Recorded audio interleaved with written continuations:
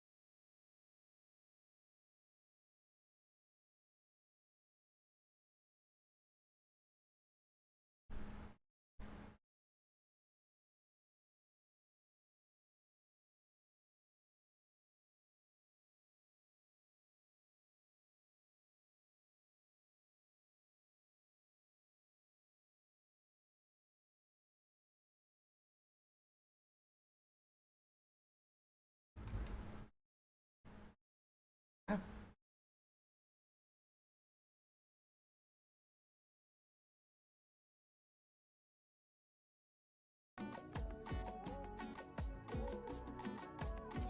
マイク入ってるの？こんばんは。マイク入ってますよね。あれ、何がおかしかったんだろう。んで、すいません。こんばんは。今日も暑いです。雨が全く降りません。本当にどうなっちゃってるんだろう、こんな暑いの。ちらっとは降ってんのかな。雑草が枯れてないってことは多分ちらっと降ってんのかなと思います。多分そう思います。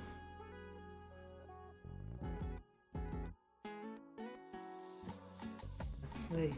本当にちょっと待ってくださいね。音出てるよね。おかしいな。こんばんはって結構言ってたんだけど、出てますよね。水忘れちゃった。ちょっと待ってください。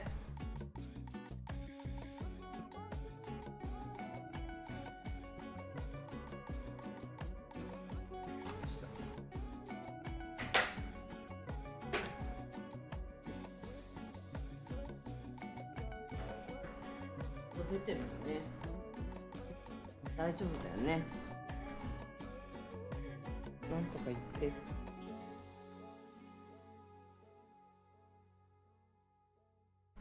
なんとか出てるよね。大丈夫だよね。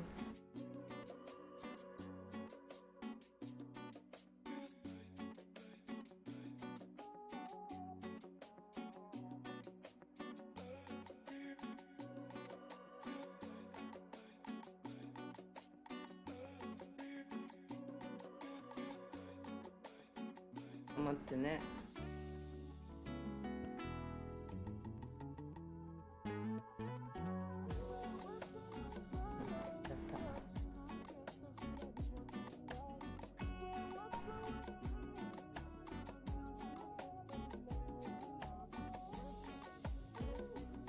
どうやってメッセージが見えたんだろう。どうやって今メッセージが見えたんだかが分かんなくてごめんなさい。ちょっとだけ待ってね。書いとくだけ待ってね。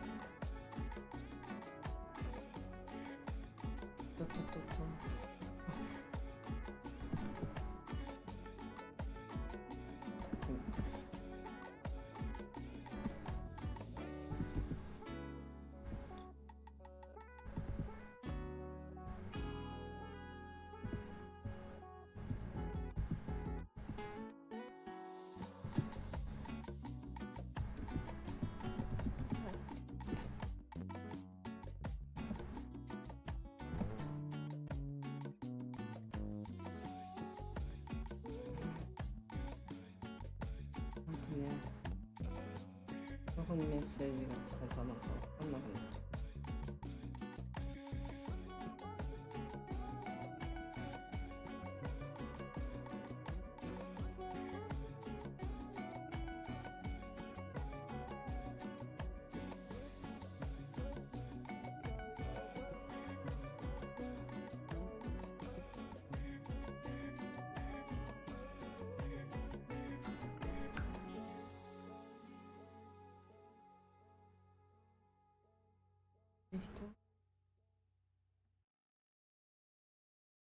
同じ人だな。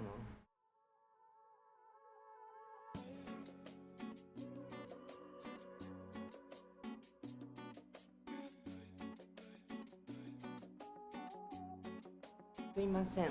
お待ちどうさまでした。なんか書いといた方がいいんだよね。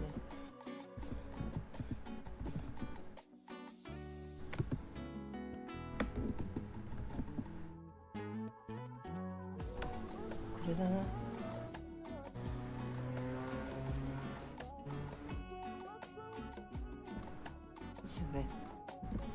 よし、お待ちどうさまでした。すいません。よ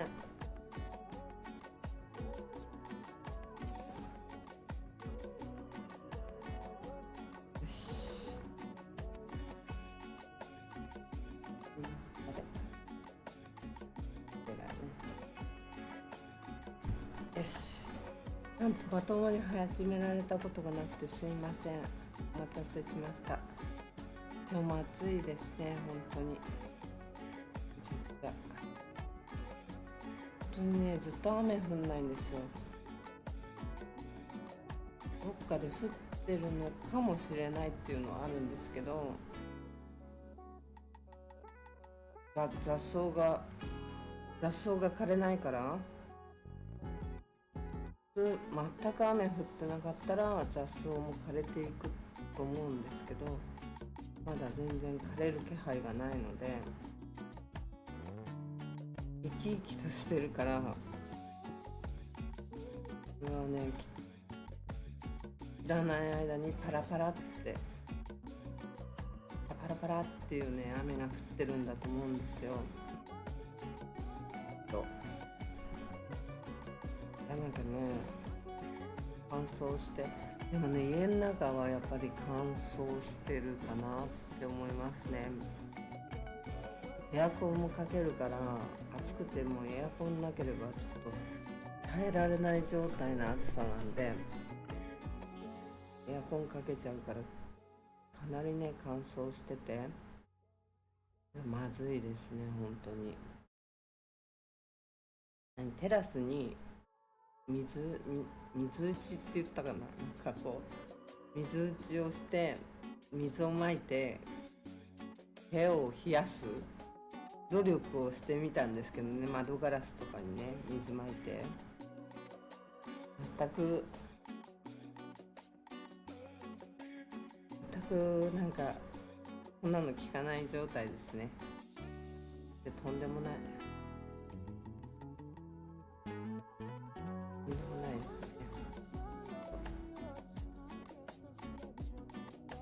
変な風に雨は欲しいけど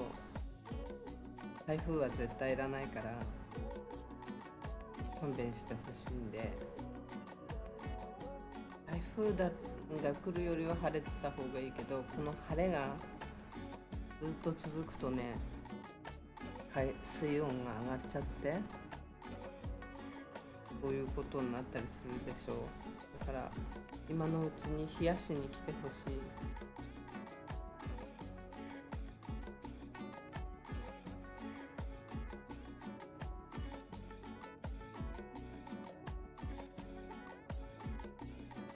すいません、なるさんナバルさん、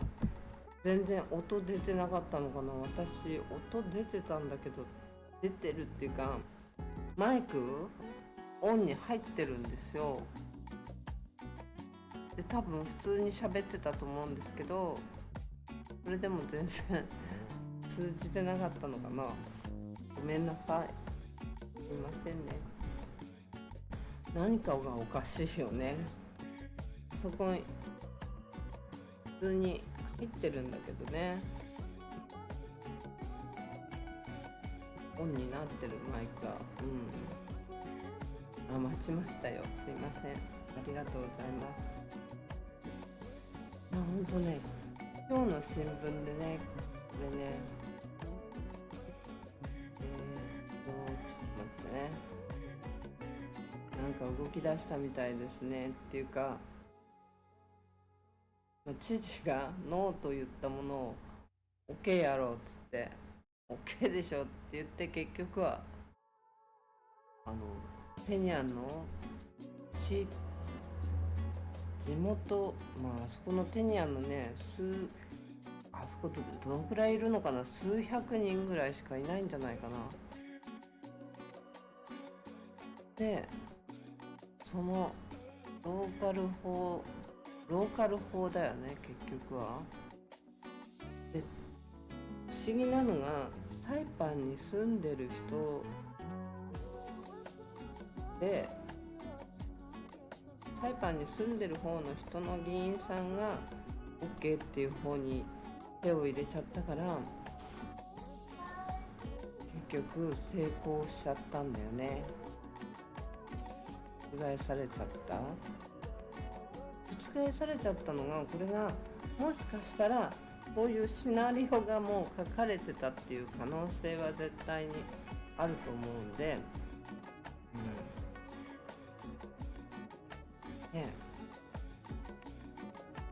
可能性はなきにしもあらず、もしかして本当はこういうシナリオがもうついてて、で3分の2以上の票を集めて成功っていうことを後になってこう出そうよっていうことが決まっていたのかもしれないねっていう。目玉にしたい事情はもちろんテニアにはあるとは思うんだけど、サイパンもしかりだよね。そういうあれはあると思うけど、これはどこまで合法になっちゃったわけだけど、一応地方都市での地方だよね。結局はアメリカの中でもコモンウェルスっていう立場で、でもアメリカの、法律には従わなきゃならないんだけど、なんで OK になったのかがよくわかんないんだよね。よくわかんないっていうか、これから先これでやっていこうと本当にしているのかわかんない。これと議員の中にもこれ通すとやばいと思った人がいて、後でやばいんじゃないのって思った人がいて、初めは却下でしたけど、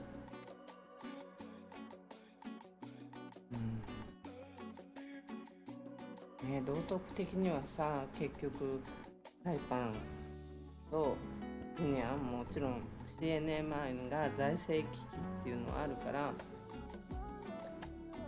支援応援っていうかするべきなんだろうけど、ちょっと怖いかなって思うところがある。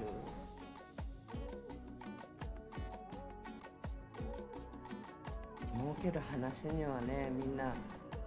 自分の方に利権で儲ける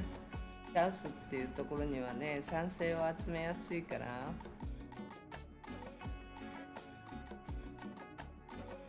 誰が動いてるのかっていうところはもちろん、やっぱりね、お金には、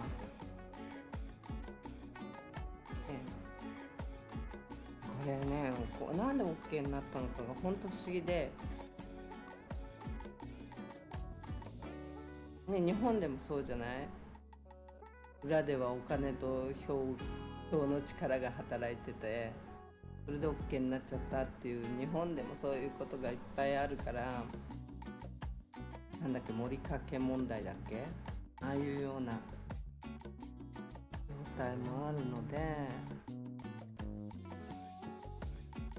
日本でもね、利権っていうのはすっごい重要で、それが元でいろんなものが動いてるっていうのはもちろんあるんだけど、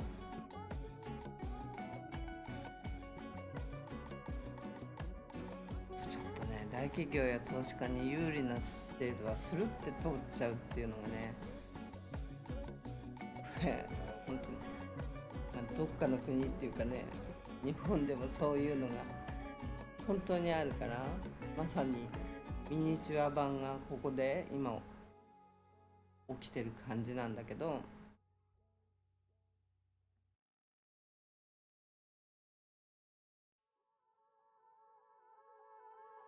あれ、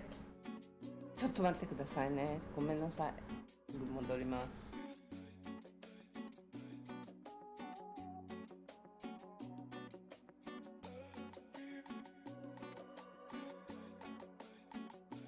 ちょっと待ってね。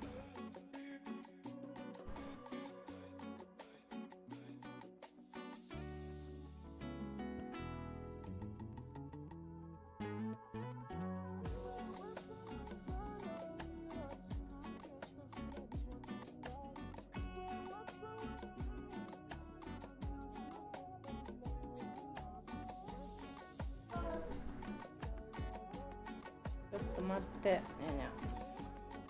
今作ってる。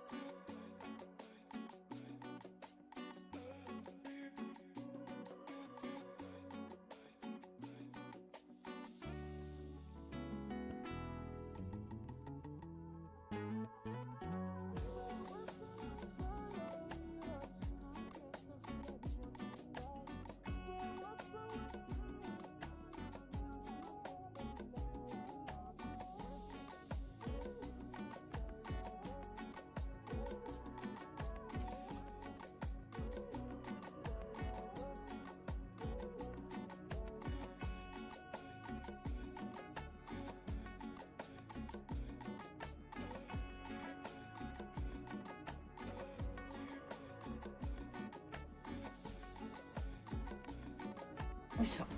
ちょっと待ってね。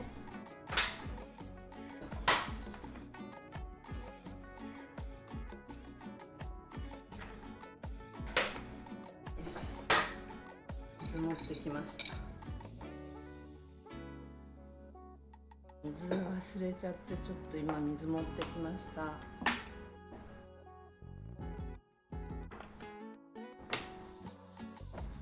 何かをやりに行くと何かを忘れて帰ってきます。すいませんね。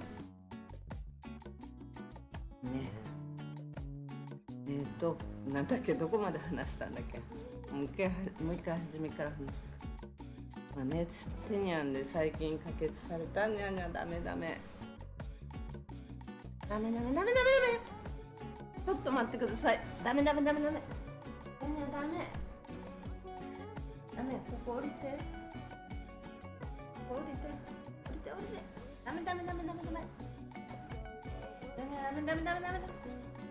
ダメ、降りてね。あー、すいません、ごめんなさい。もう焦るわ。猫がパソコンジャンプ今また狙ってました。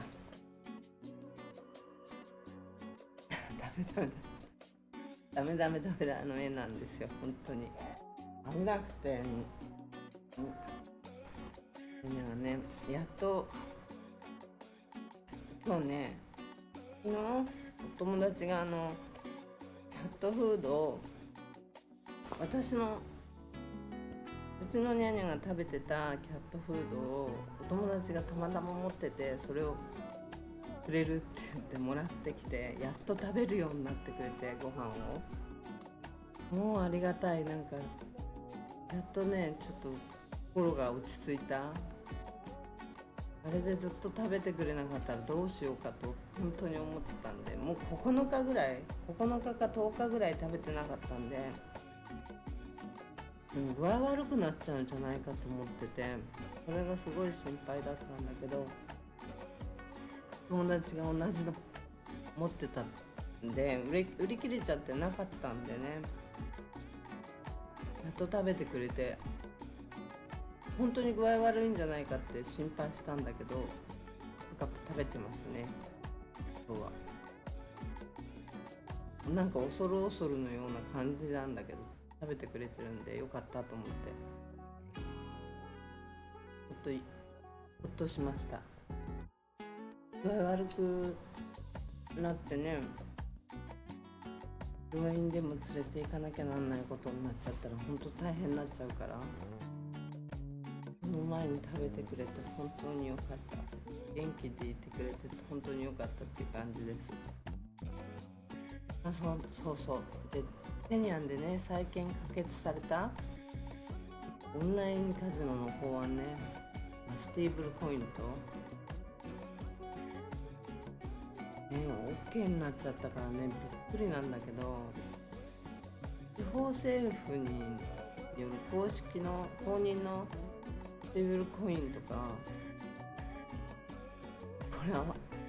ない今までアメリカではないことだったんで、本当にできるのかってこの先ちょっとわかんないんだけど、昔やっぱそれもトランプ政権、今トランプさんの政権の下でまたこういう感じで起きてるけど、以前トランプ政権の時に似たような、ちょっと違うんだけど似たような事件があったんだけど、プエルトリコ、やっぱりあそこもコモンウェルスっていう状態、準州アメリカの仮想通貨とトークン巡る、詐欺事件になっちゃったんだけど、重大な、覚えてる人いるかな。結構ね、大ごとになったんだよね、あれ。大ごとになって、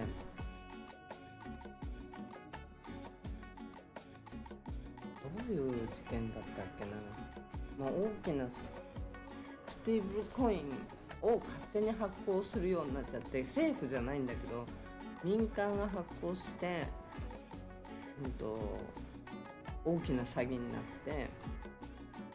しまったような事件だったね。ちょっと後で調べよう。で今回はテニアンの いわゆるサイパンでもなくテニアンの地方政府が発案して、知事はダメって言ったものを反対を覆して法案が可決されたって、またこんなことしちゃうのかなっていうのもあるんだけど、米ドルに連動する仮想通貨で地域経済の活性化に新たな金融インフラを狙ってる、ものなんだとは思うんだけど、地方政府が公認するステーブルコインっていうのはアメリカ領内では初の試みで、これ自体はなんかみんなやったねとかって歓迎するかもしんないんだけど、やっぱ心配なのは規制の枠組みがまだ全然ない中で進むっていうことが結構心配なのと、連邦法に関わってくるんじゃないかっていうことがやっぱり心配だよね。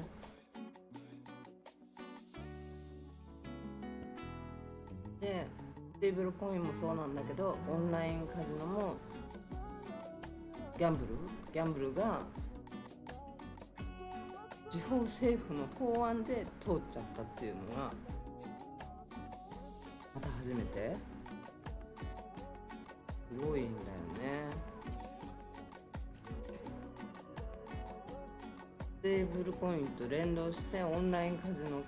運営をしていこうっていう目論みなんだけど、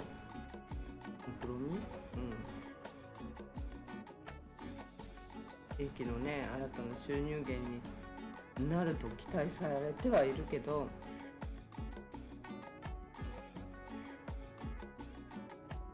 一番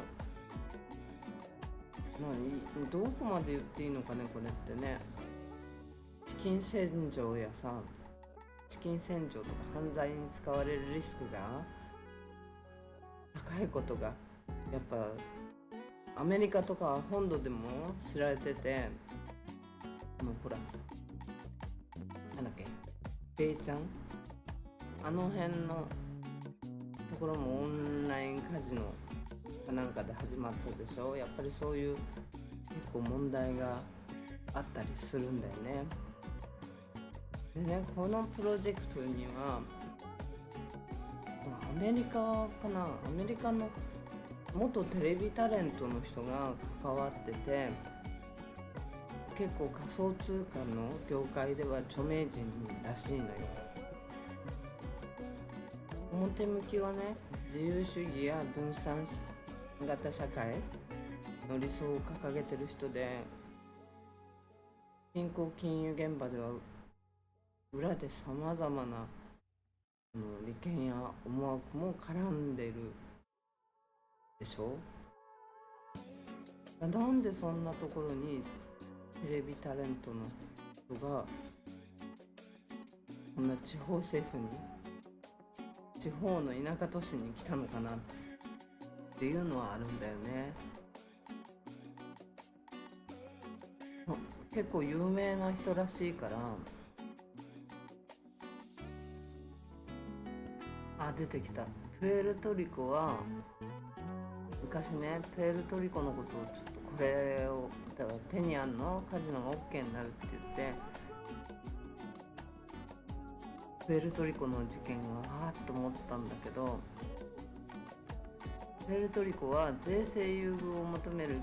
クリプト起業家や投資家の集まる地だったんだけど、未登録のトークン販売や脱税疑惑、詐地理的な資金調達で大きな問題になったの。やっぱそうだ、そうそう。でこれがやっぱりその当時の昔のトランプさん政権の時、トランプ大統領の政権下で起こってるんだよね。で連邦政府はハリケーン対応や政治混乱で手が回らず、現場は野放し状態でしたと。今結構似てるのが中東問題、それとなんだっけ、もちろんウクライナの問題とかでトランプさん大忙しいでしょ。だからやっぱこういう地方のことには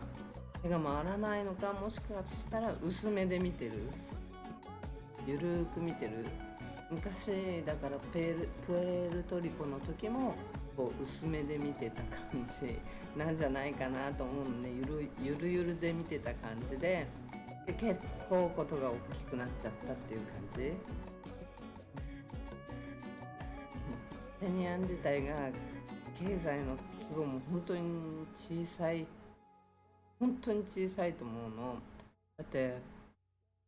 前はカジノがあって、その一昔前は結構大きなカジノがあって、結構日本からもお客さん来たりして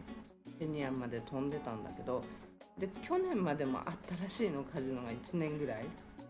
それはね、ほぼみんな知らない、このカジノがあったこと自体で。結局は1年ちょっとで辞めちゃったみたいなんだけど、私はもともとの大きいカジノ、テニアンダイナスティっていうホテルが大きいところがあったんだけど、そこでこのカジノがやられてたんだと思ってたの。そしたらそれを話を聞いたら全然違うらしくて、そういうホテルとかじゃなくて町場のところでカジノがあったらしいんだよね。だから大々的になんかカジノですっていう感じのものではなく、日本で言ったら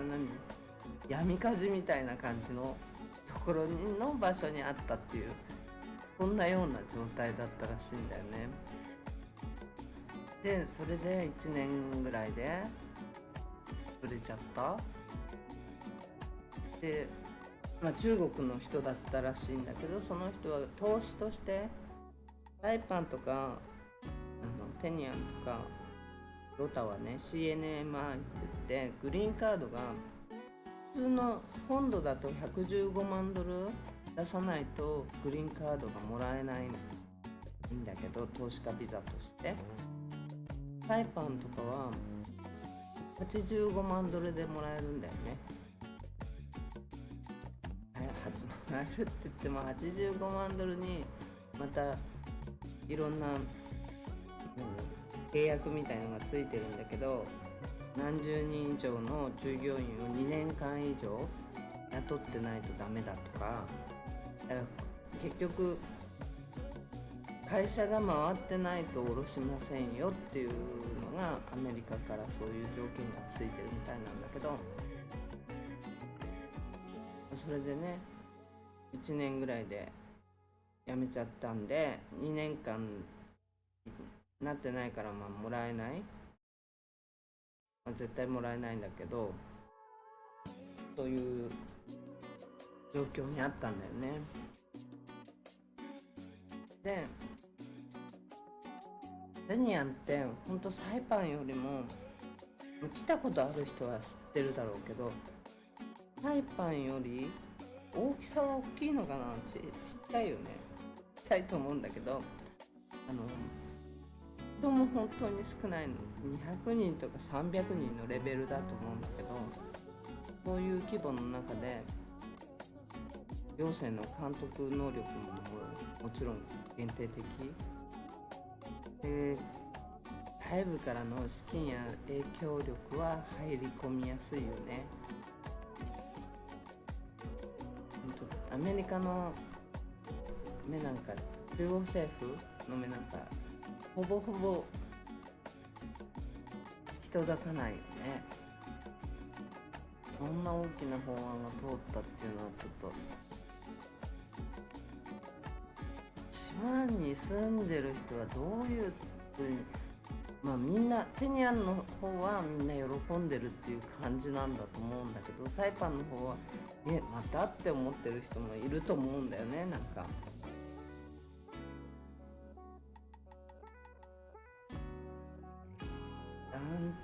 ね。でも現地に住んでる人たち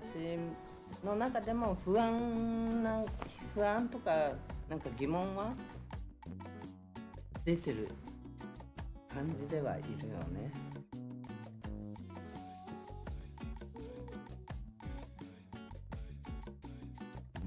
あれ、ちょっと待ってね、ちょっとお待ちください。すぐ戻ります。すぐ少々お待ちください。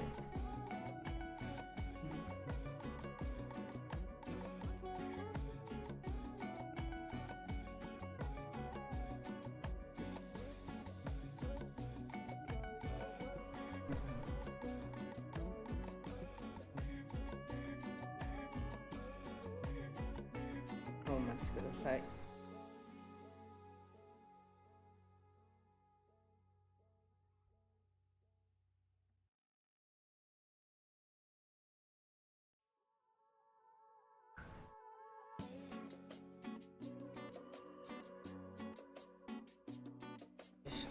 ごめんなさい。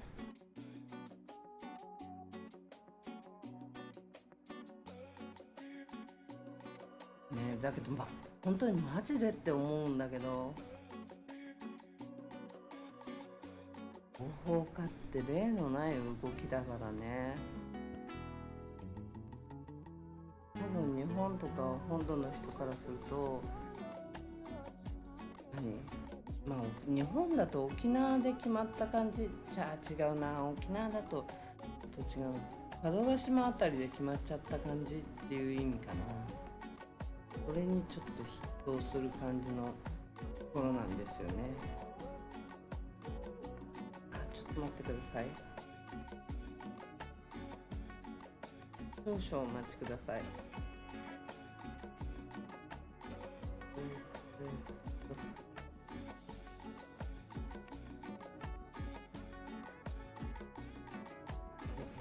ちょっと待ってね。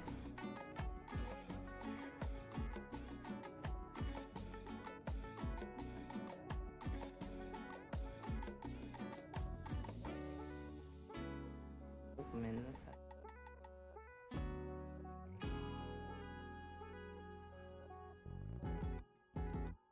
ちょっと待ってね。1個だけメ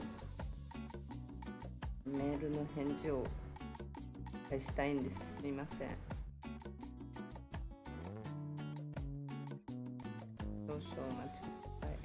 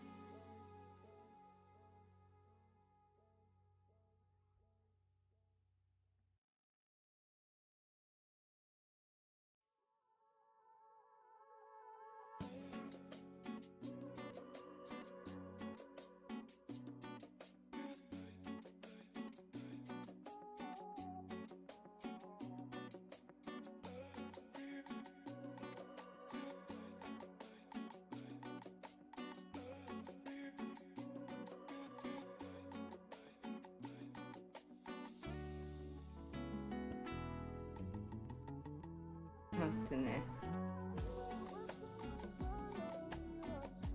すいません。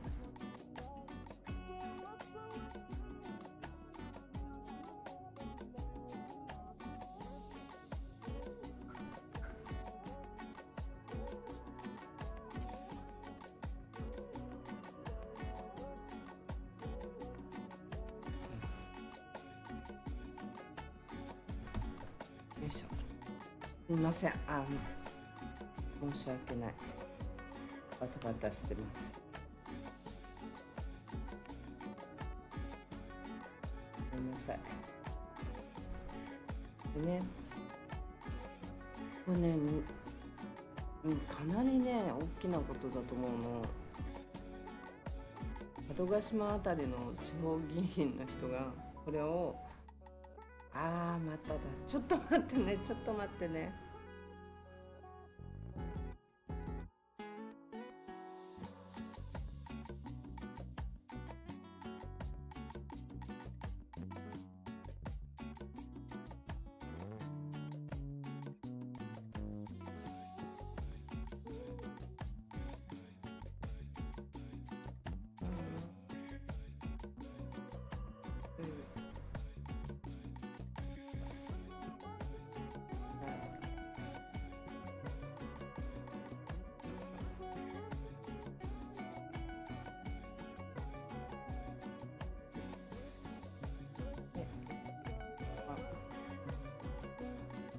っていうのは、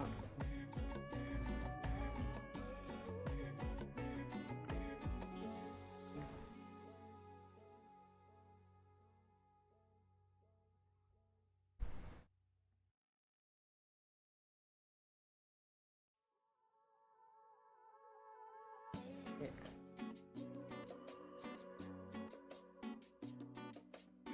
それで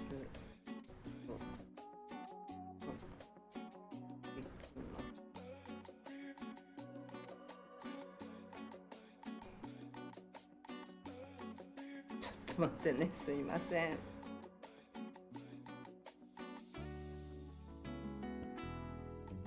どこに書いちゃったの。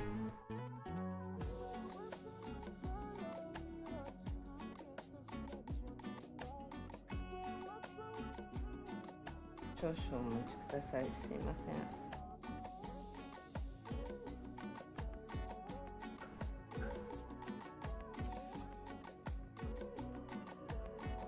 すいません。暑い。余計暑くなっちゃった。すいません。ね、このね、テニアンのカジノっていうのは、だから日本で言ったら佐渡島とかそういうようなところで決まっちゃって、その政府が決めてこういう風にするよって、日本はこういう風にするよっていうような、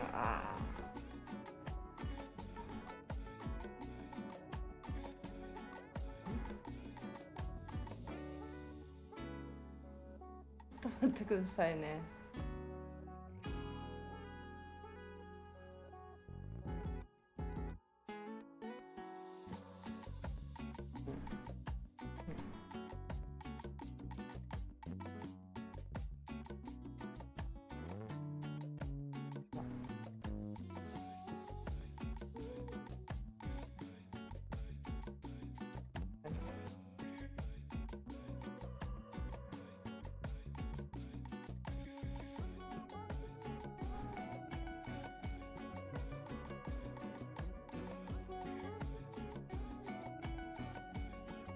ごめんなさい。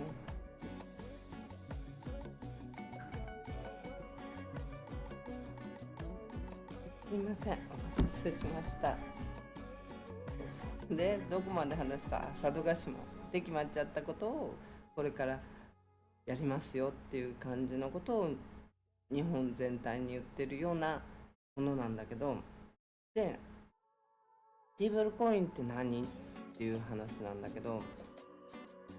これはね、米ドルと連動した仮想通貨、早く言っちゃえば仮想通貨のことで、普通は中央政府が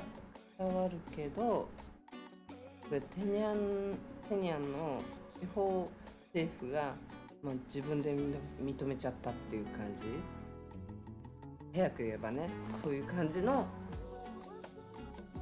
一応アメリカ領内ではこういうのは初めてのことなのね。この法案は DNMI 知事が最初はね反対してて、AG オフィスのトップの人もダメって言ったからダメだよねっていう話になったはずだったんだけど、結局票が向こうにいっぱい入っちゃってひっくり返されちゃったっていう、精神勢力がいるってことなんだけど、これがどんな動きがあったのかと結構気になるところだよね。そういうのはね発表されてないんでわかんないんだけど、でオンラインカジノ合法化、これも初じゃないかな。政府で OK を出して自分たちでやり始めちゃいますよっていう感じなのは多分初。オンラインカジノ自体はサイパンではもちろん、サイパンっていうか CNMI では初のこと、経済をね潤すためにっていう理由だけどね、やっぱオンラインカジノってあんまりいいイメージがないでしょ。日本でも規制されてるでしょ。結局お笑いの人とかがなんかそこに行っちゃったかなんかで問題になったよね。行っちゃったんじゃなくてやってたっていうことか、やってたっていうことで問題になって、世界的にね規制は厳しいはず。日本の人だって結局はできないっていうことなんでしょ。今まではなんか結構緩くちょっとわからないゾーンだったよね、オンラインカジノって。でなんか結構オンラインカジノ枠、がいけないっていう、結構規制は厳しいみたいね。で、テニアンっていう本当にちょこっとの人がいるところでいきなり合法化っていうのがねちょっと大丈夫っていう感じのものなんだけど、でさっきも言ったけどこの動きを切っている人がそのアメリカかなんかの元テレビマンタレントさんらしいんだよね。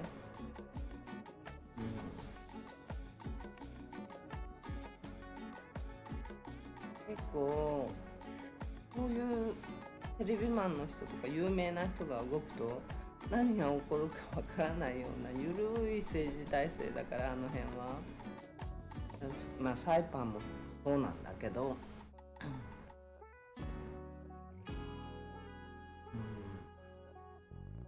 そうなのかなって。プエルトリコでだからクリプト起業家の楽園みたいになっててゆるゆるだったんだよね、その当時。税制優遇面目当てでいろんな人がこう集まって結局トークンの詐欺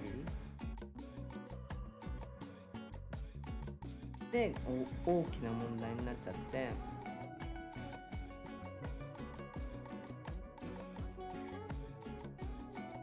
れは結構な問題だったんだよね。待ってね、ちょっと待ってね、また来ちゃった。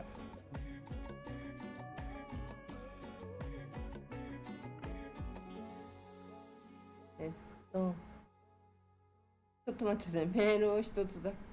メールっていうの、それを一つだけ返させてください。すいません。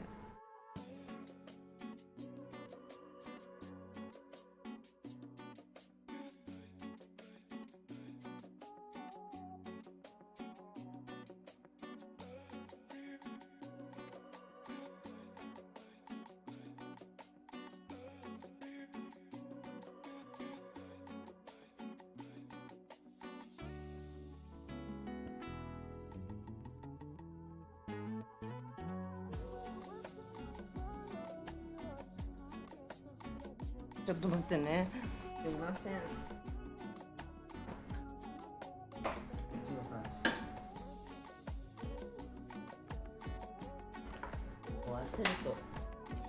焦ると熱くなる、余計熱くなるし、喉が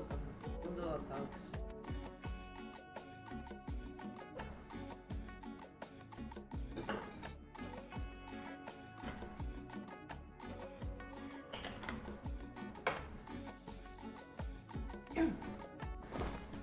あ、すいません。どこまで話したっけ？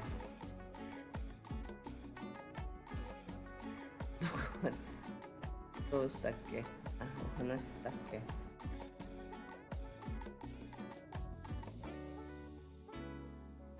そんでね、テニアンやサイパンみたいな、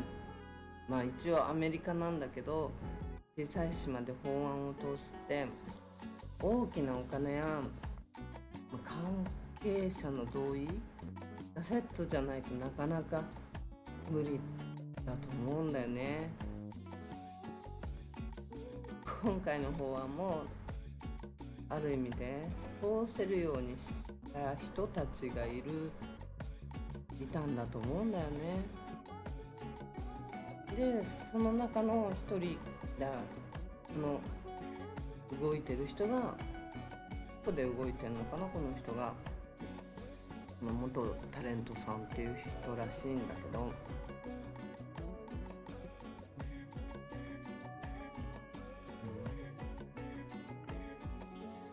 で誰が得すんのっていうことになると、まあもちろん仮想通貨を扱うビジネスとオンラインカジノに関わる人たちだよね。ケニアの政府はもちろん税収が増えるから、うまくいけば増えるから嬉しいかもしれないんだけど、実際に一部の人たちだけががっつり儲かって地元にはほとんどお金が落ちないってオンラインカジノにはよくある話。そうしますってしばらく派手にやって問題が起きたら誰も責任を取らずにね消えてっちゃうっていうようなところもいっぱいある話でしょこれ。そのテレビ版の人の過去の発言とかを追っていくと、政府は信用できないとか、だから分散化した通貨を広げるって言ってたり、この思想自体は分からなくもないんだけど、じゃあなんで今緩い政府にわざわざ来て自分の通貨、自分の通貨って言ったらなんだけど、それを広げようとしてるのか、ちょっと結構矛盾があるような気もするんだよね。で過去にはね、税金は暴力って言ってたこともあるらしくて、もし本当ならかなり過激な人なのかなとも思えるし、自由を求めてきたはずの人らしいんだけど、実際は自分がコントロール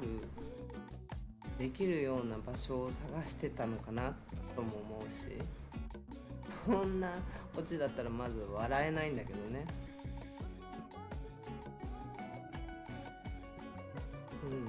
でね、スティーブルコインってドルに連動してるってつける、連動して裏付けるって言っても、ドルの本当に米ドルの資産がちゃんとあるかは運営次第の話になっちゃうからね。テザーっていう有名なステーブルコインも実は100% 現金で裏付けられてるわけじゃないって指摘されたことが前にあったんだよね。ケニアンのやつはどうなのって、ちゃんとバックアップされてますよって言われても、これをチェックする独立機関がないんだよね。報告義務もなければちょっと意味もなくなっちゃうでしょ。だからスティーブルコインですって、ケニアンのコインです、政府が認めたやつですって、本当に安定してるかはわからない。それを地方政府が認めちゃったのはちょっと危ういなって感じはするよね。わかんないけどやってみないと。これがもしうまくいったら、本当にうまくいったら、テニアンでスティーブルコインが流通してオンラインカジノが盛り上がって外貨がジャブジャブ入ってくるとしたら、それはそれでね、アメリカ本土の規制当局が今度黙ってるわけないと思うんで、国税金融犯罪取締りのネットワーク、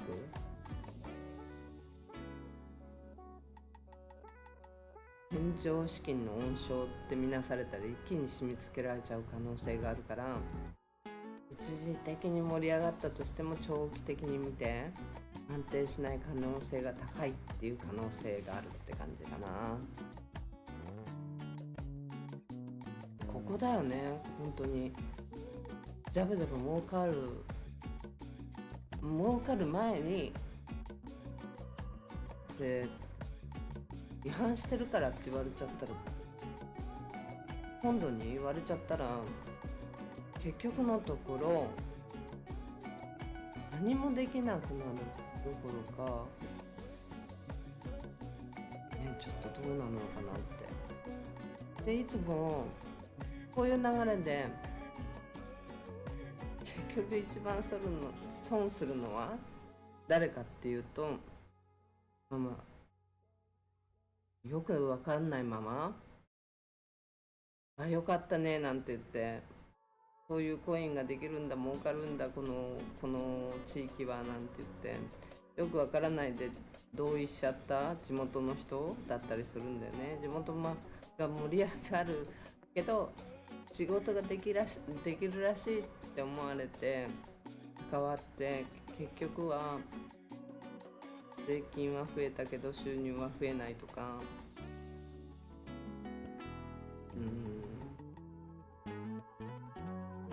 そういう行政もほら予算不足だったり調査中とか言って逃げるからね。もしダメになったりしたら、こういう構図が昔サイパンのカジノでも何度も起きてるし、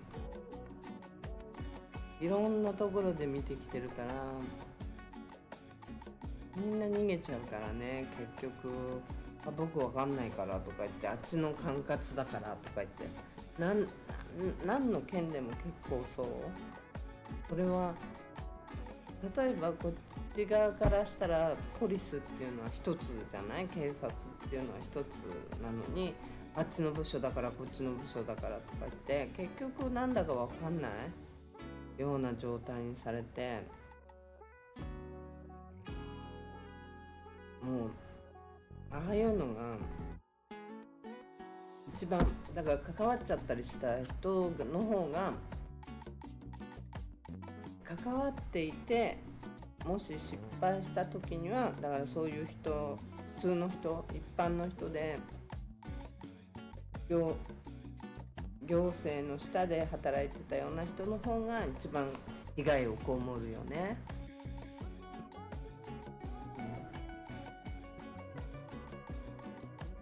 さっきも言ったけど、プエルトリコの時はある意味世界の富裕層がもうバンバン集まってたって感じで、でもテニアンはもっともっと小規模で、日本力っていうよりは合法化の穴場なんだよね。そういう感じで選ばれてる感じがする。プエルトリコの時は本当に資金がバンバン集まったんだよね。世界の富裕層が集まって資金はあったけど、その中で詐欺が横行したわけだけど、だから言い方は悪いけど規制が緩いの逆手にとってサイパンテニアン来たん人がいっぱいいるんちゃうのっていう、そういうとこで始めたんちゃうのっていうのも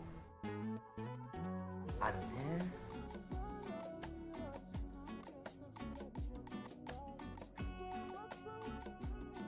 オンラインカジノって聞くともう派手な映像とかスロット、ポーカー、ルーレットっていうイメージがあるけど、あれ実際はデータベースと決算システムだけが動いてる状態で、プレイヤーがアクセスしててサーバーで処理されて勝敗が決まっちゃうから、リアルタイムでそっかディーラーがやってる場合もあるけど、結局裏で動いてるのはお金のやり取りとお金のそういうデータと顧客データの処理だけで動いてるわけだから、このお金のやり取りが法律的にめっちゃグレーなんだけど、仮想通貨で匿名化してる業者さんがいて、そういうやばい案件が多いらしいんだよね。今回問題なのはそのグレーな業界にテニアンが合法の看板を渡したってことだよね。グレーな看板にテニアン政府あり、政府が認めたんですよって、うちは合法ですよって言えるわけだから、ちょっと悪い人が悪用しようとすればいくらでも広がっちゃうよね。もうだって政府っていう看板が大きな看板がついちゃったわけだから、それ結構強いでしょ。でそこにステーブルコイン、表向きはブロックチェーン技術、安定した通貨がくっつくと一気に合法匿名グローバル決済完了ってなっちゃうじゃん。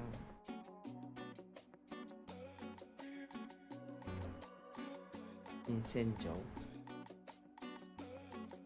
の温床にはなりやすいよね。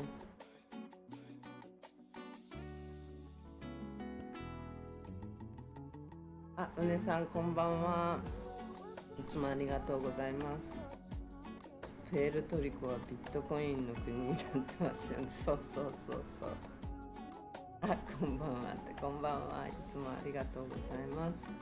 そうそう、プエルトリコね、一時期は夢の国って言われた国だからね。夢の国が悪魔の国になっちゃったからね、あそこはね。悪魔どころじゃないよっていう状態なね、富裕層にとっては。あそこに、寄ってたかってみんな結局税金が安かったから、ありがとうございます、ハート寄ってたかってね、みんな富裕層が集まったんだけどね、一気に散らばったって感じだよね。実際に今ね名前が挙がってる企業があるんだけど、公式にはあんまり発表されてないみたいなんだけど、海外掲示板や仮想通貨系のフォーラムでテニアンを拠点にしたい、規制が緩いから面白いっていう投稿はちらほら見つかってるらしいんだよね。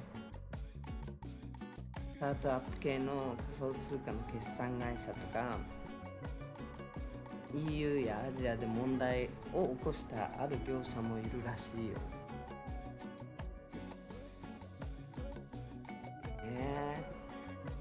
こういう業者って名前変えたり別法人作ったりすぐするから簡単にはね分かんないだろうけど、もう表に出てくる頃にはすでに遅いってことも多いらしいのよね。でこんなさオンラインカジノが実際本当に、合法になったわけだからやり始めるとは思うんだけど、オンラインカジノや仮想通貨ってさ、結局地元には雇用を生まないことが多いんだよね。サーバーは結構海外だったりスタッフもリモートだったりね、サーバーが海外っていうのはもちろん、ちゃんとした人、ちゃんとしたそういう技術者がいないとダメだから、でスタッフも結局リモートで開発した人はね、アジアの人や北欧の人だったり、そういうとこの人の方が多いんだよね。そうなんです。始まっちゃった。うねさんのそうなんです。やめてよ、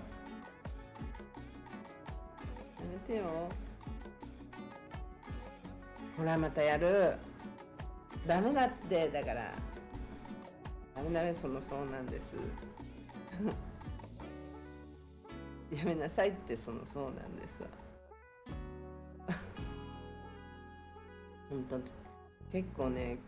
だから地元のところでは雇用が増えない可能性の方が大きいんだよね。必要な現地スタッフは法人登記用の名義人と、まあ、受付いるかな、受付いらない、受付ぐらい。テニアにあるのは結局は住所だけっていう。実質はほら場所があって、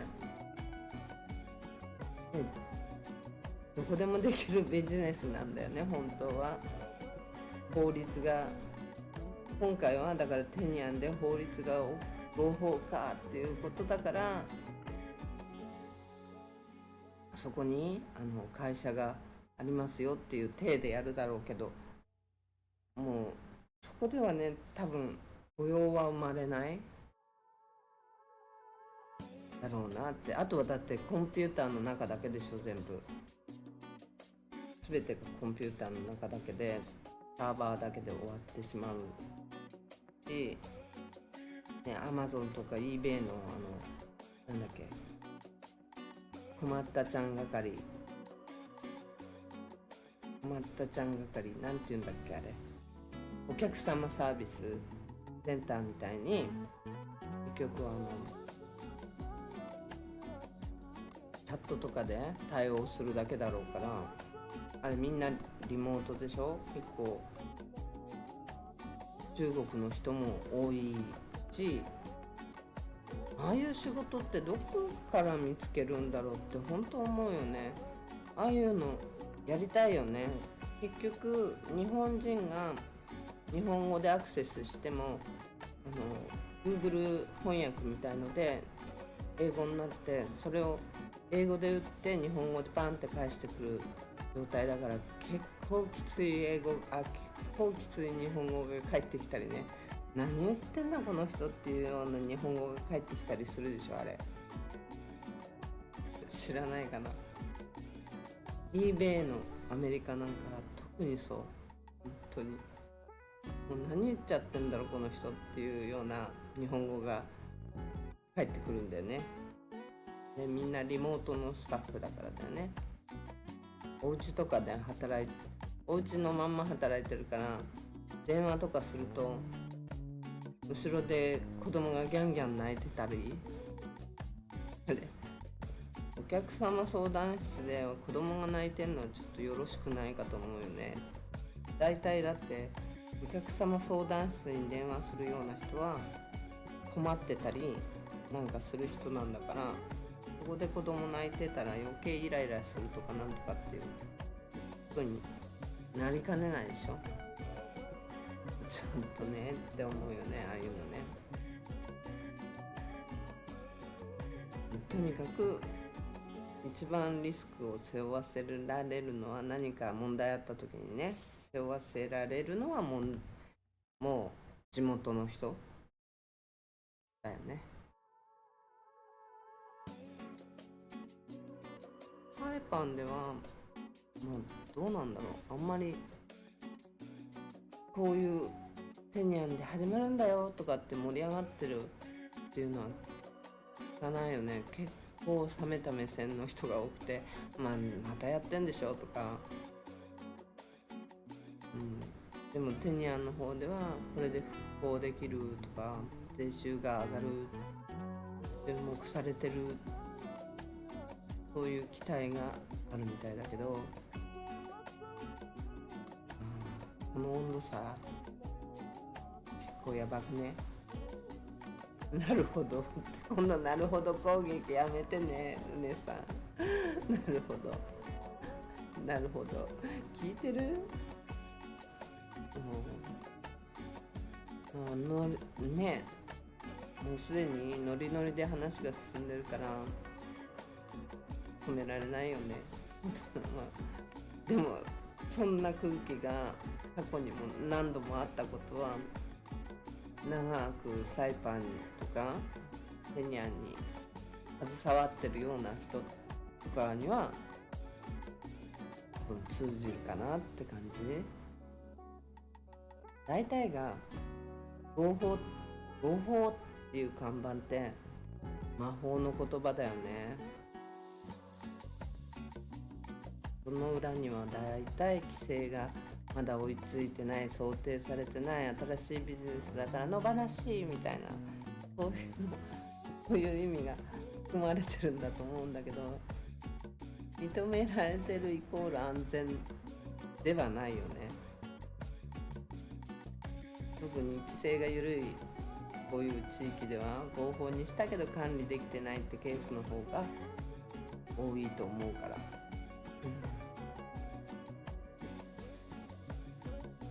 半分聞いてて半分聞いてないですねさんも半分聞いて全部聞いてよ、聞いてよ。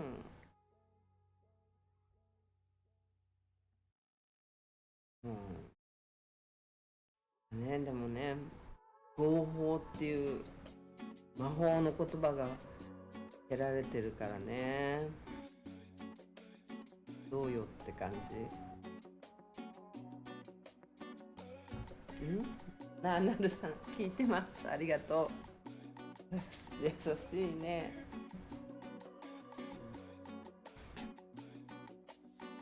昔そんでトランプさんがその時にトランプ大統領がプエルトリコ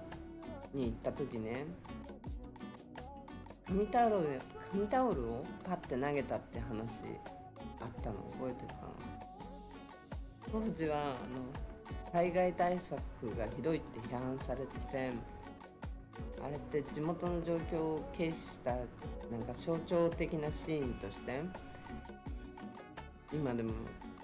言われてる仕草なんだけど、また似たような時期にゆるな島がほんとゆるな島がなんか世界の実験場になってるような。頑張ります頑張りますお姉さん頑張ります、ありがとうございますね。来てゆるなとこにね、なんか実験場みたいになってるような状態になってるけど、紙タオルをパーンって投げたシーンなんかね、ニュースで見て覚えてるんだよな。覚えてないかな、覚えてないよね。なんかね、そのシーンが頭に結構残ってて、で2000前回の政権の時だよね、トランプ政権の時だよね。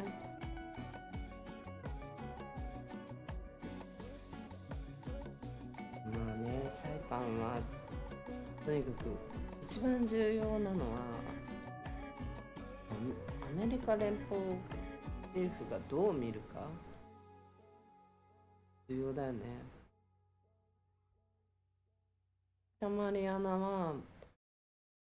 アメリカ連邦領でありな、ここがね一番よくわかんないんだよね、昔からね。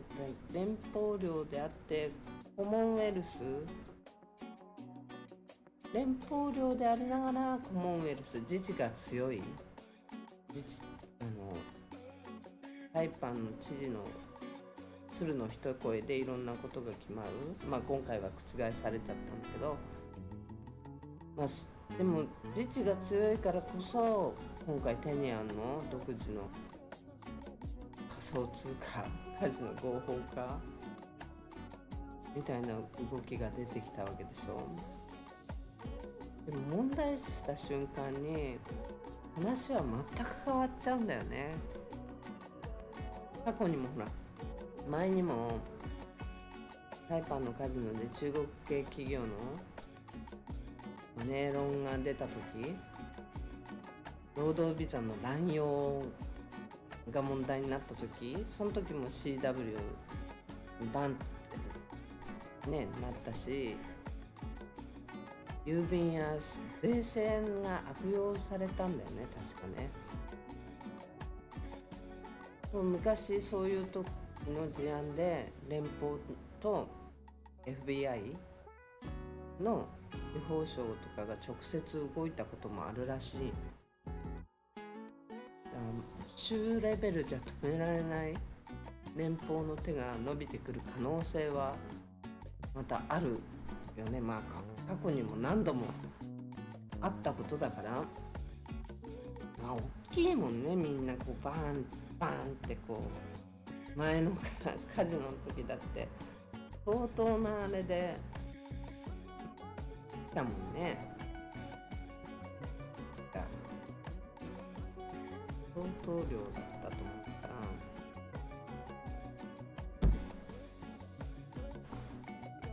ら、なかなかね、日本では何出回ってないかもしれないけどね、テロの資金との関連とか、暗号資産と国際テロ資金のリンクがあるよとか、そういうのってあんまり日本では出回ってないんだけど、アメリカの財務省ではだっけな、私がちょっと目覚めてからだから2年くらい前かな、匿名性の高い暗号資産はね、過激派のね、なんだっけな、資金ルートに使われてると言って明言したんだよね。2年くらい前だ。うちのニャンニャンが来てからだと思ったから2年ぐらい前だと思うね。もしテニャンがこのルートに知らずにでも関わってしまったらね、どうなっちゃうか、想像したくないよね。制裁、封鎖、停止命令、そうなると恐ろしいよね。恐ろしいのが、これもう島全体の問題になるから、この島に拠点を置いた事業者全体に制裁が及ぶパターンがあるんだよね。昔実際にイランの港なんだっけ、なんかこういう流れで全体が全部が制裁対象になって、あと香港かな、香港の特定企業に拠点を置くだけでアメリカから全部締め出されたり、だからこれがさ、もしうまくいかなかった時のことの方が怖いよね。テニアンがそういうレッテルが貼られちゃったら、観光も物流も銀行送金も全部制裁の可能性になる可能性があるから、一番困るの地元の人たち、何にも知らなかったようなさ人たちの方が、まあ知ってても困るけどさ、知ってても知らなくても困るんだけど、アメリカからそういう風に制裁として受けた場合、めちゃくちゃ困るよね。観光どころの話じゃなくなっちゃうから、全てが制裁で、もう一つちょっとそこでね、じゃあアメリカが持ってこないならいいよ、他の国だってサイパンをヘルプしてくれるところがあるんだからっていう話になっちゃったら、またもっと怖いよね。そっちが本当の絵図だったらどうしようとかも思っちゃうよね。こっちってなっちゃったら困っちゃうと思いません？本当そういう放送がもしあったとしたら、うん、いやアメリカがちゃんとヘルプしてくれないんならいいよいいよって言ってこっちにだってね助けてくれる国はあるんだって言ってそっちを掴んじゃうことになっちゃったら本当に怖いんだけど、それはやめてほしいんだ。トランプの時は何もしない方が良いかもねってお姉さんどっちがねえ、ほんとサイパンがテニアンがってことかな。どっちかわかんないよね。そういうもう筋書きができていてそういうふうにしようとしてるサイパンがいるのか、もっといやいやいやって本当にこう考えてのそのテニアンオンラインカジノにステーブルコインなんだよっていうことなのか、もうここまで来るとね本当にわからない。でもね、経済回復のためならやるべきじゃないかって言ってるけど、うねさん、サイパンも世界的になんだろう、世界的に続かないのサイパンも続かないのねさ、世界的に続かないの。ちょっと待ってみるけど、うねさんの回答を。続かない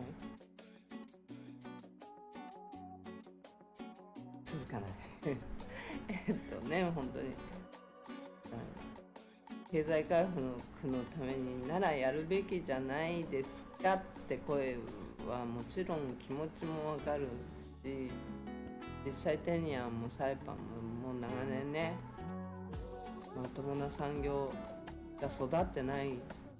とは思うんだけど、大きなとこがねどんどん撤退してっちゃって、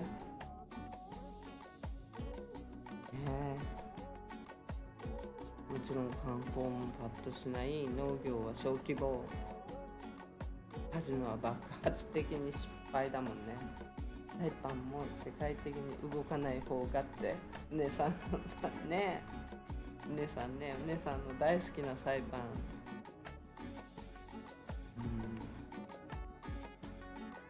カジノは爆発的に失敗だったからね。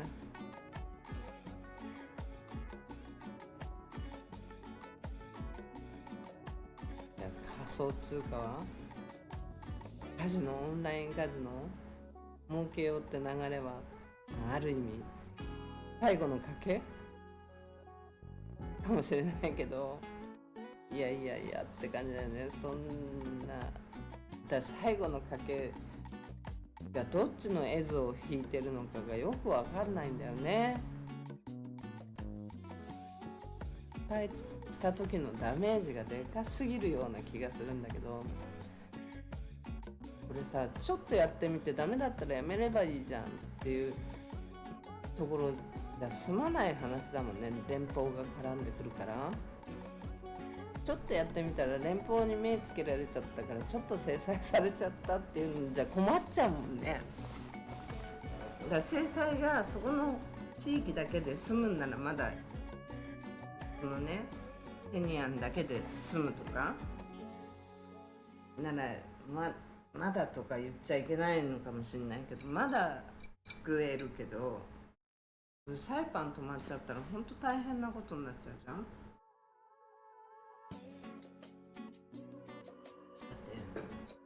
てテニアンにテニアンって銀行あるか。銀行はないわけないよね。でもサイパン支店の支店みたいな感じであるんじゃなかったっけな。違ったかな。なんかテニアにあるものってサイパン支店の支店とかそういうのが多い気がするんだよね。いろんなものが。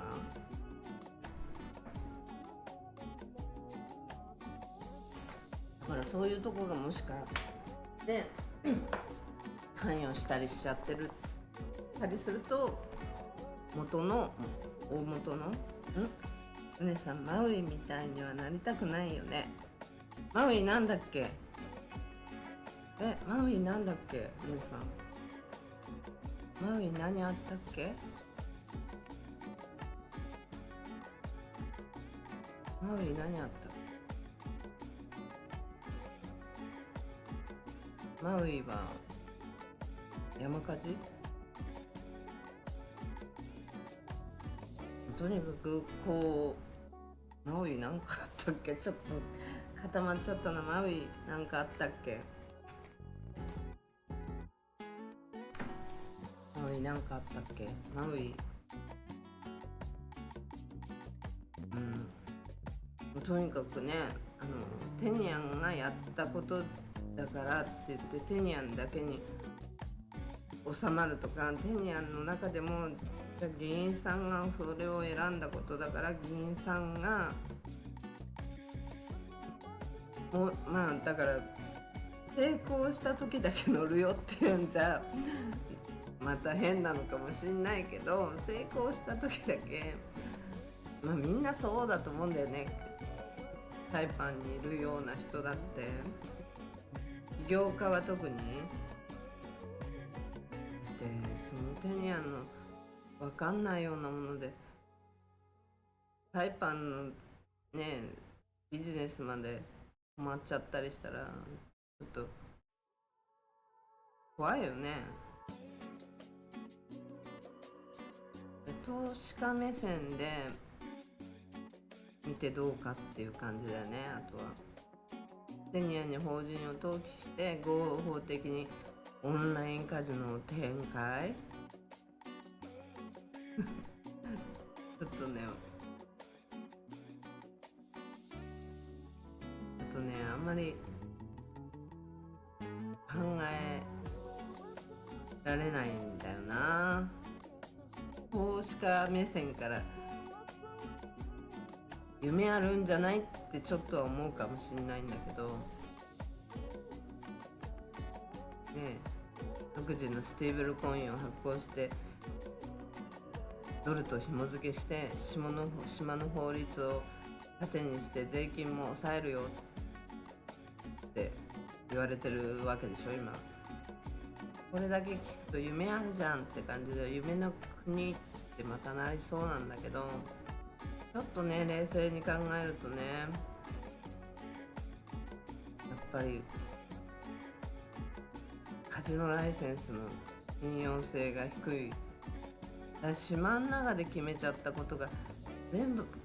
アメリカにが納得するのかなっていう、なんか大丈夫なのかなって、すでに怪しい企業とは同居してないのかなとかさ、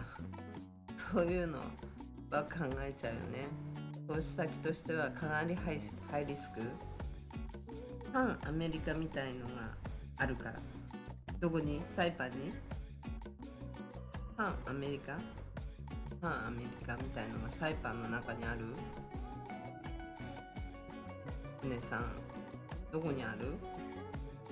サイパンの中にある？どこにあるんだ？サイパンの中にあるかな？投資先としてはかなりハイリスクよね。もし成功したらでかいけどかもしれないけど、もうとりあえずは逃げ足を意識しとかなきゃいけないよね。マウイ、あ、そうなんだ。マウイがそうなんだ。知らなかった。やっぱ地元意識が高いのかな、お姉さん。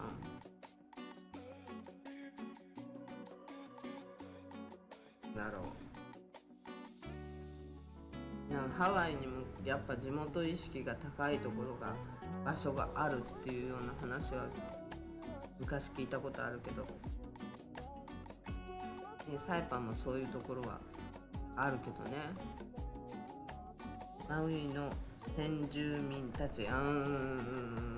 っぱそうだよね。姉さんね、そういうの聞いたことある。もしかしたらサイパンでもそういう人がいるのかもしれないよね。反アメリカみたいのがあるっていうことがあるのかもしれないし、私はうねさん、私はアメリカ人ですってとこが助けないんじゃないかな。ありえるよね。それすごくある。すごいあるあるっぽい。あるあるっぽいですね。本当に。まあね、ここまで結構テニャンでは盛り上がってる。まあ新聞にも今日一面だからね。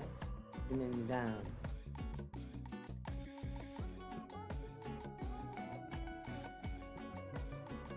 明確に新聞なんかでも議事録とかをちょっと見ても明確に反対の声ってあまり表に出てないんだよね。このオンラインカジノ、ステーブルコイン、もしかしたらやっと通じたってうねさん、ありがとう、ごめんなさい、いろいろ説明してもらってね。このマウイの先住民たちっていうので分かりました。そういうのあるよね。だからサイパンにもさ、そういう感じのこういう法案に文章って難しいね。文章難しいよね。本当に難しい。まだ喋ってる方がまだ通じるけど、まだ通じるけど、こういうほらマウイのそのうねさんの言うマウイの先住民たちのようにサイパンにもそういう人たちがいて、その人たちは賛成なのか分かんないけど反対なのか、そういう人たちがまたいて、だけど今の議会に反対するとか言いづらい空気もあるのかもしれないし、先住民の人たちがそういうふうに反省してるから周りが言いにくい、反対を言いにくいっていう、どっちもあるよね。それからやっぱ過去のカジノの爆発もう起こりてるから、どうせ失敗するだろうって黙っている人もいるかもしれないし、それが一番怖いパターンだよね。みんな静か、同意してるって解釈されてもう突き進んじゃうみたいな、それ一番怖いよね。今本当に必要なのは本当の情報なんだけどね、ちゃんと情報を見て、みんな一人一人が考えることなんだけど、でも表向きの発表しかされないからこれはどうにもなんないんだけどね。期待ってみんな結構ね、サイパンの人ってなんかこう期待ってするんだよね。リスク見ないんだよね、意外とね。でリスク見始めるとみんなリスクの方行っちゃうしさ、なんか新しいことも進められないっていう、そういうところもあるんだけど、地域の本当未来にとって何が必要なのか、プラスなのか、絶対次の世代、今2世代3世代の人がさ、いっぱいホテルとかいろんなとこで働いてる人、結構すごい人たちがちゃんとした人たちが育っってきてるんだよね。例えばほら日本人同士の結婚で子供が生まれても20歳過ぎてきてっていう人とか、韓国人同士、中国人同士、もう多様化になってるから、この先がもうあと10年ぐらいかな、選挙とかに出馬できるようになってくるのは。一般ビジネスは難しいと思うねそうね、うねさんね、今のサイパンのままだとね。あと10年くらいすると次の世代がほら政治家になったりしてくるから、今度そっちの人たちは多様化な考えを持ってるから、また違うことになっていくんじゃないかと思うんだよね。もっと今はほらもう地元民を守れみたいな、そんなような状況が大きいじゃない。警察にしかり、私の事件にしかりそうじゃない。だけどこの先だから2世代3世代が育ってくると、考え方が変わった人たちが、新しい考えの人たちが入ってトップに立ってきてくれれば、また変わった10年ぐらいかかるのかな。サイパンから出ちゃうでしょ。そっかそっか、うねさん、そっか、サイパンから出ちゃうでしょ。そうだよね、そうなのよ、そこよね、うねさんね。そう、みんなできる人は今度行っちゃうんだってそうそれもあるんだよね。そう、お姉さんの方が先見の目があるなそうなんだよね、フライパンから出ちゃうんだよね、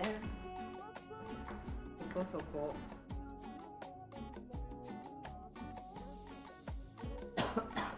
そうだ、そういう手があるちょっとごめんなさい、水でむせた。そうだ、できる人はサイパン出てもできるからね。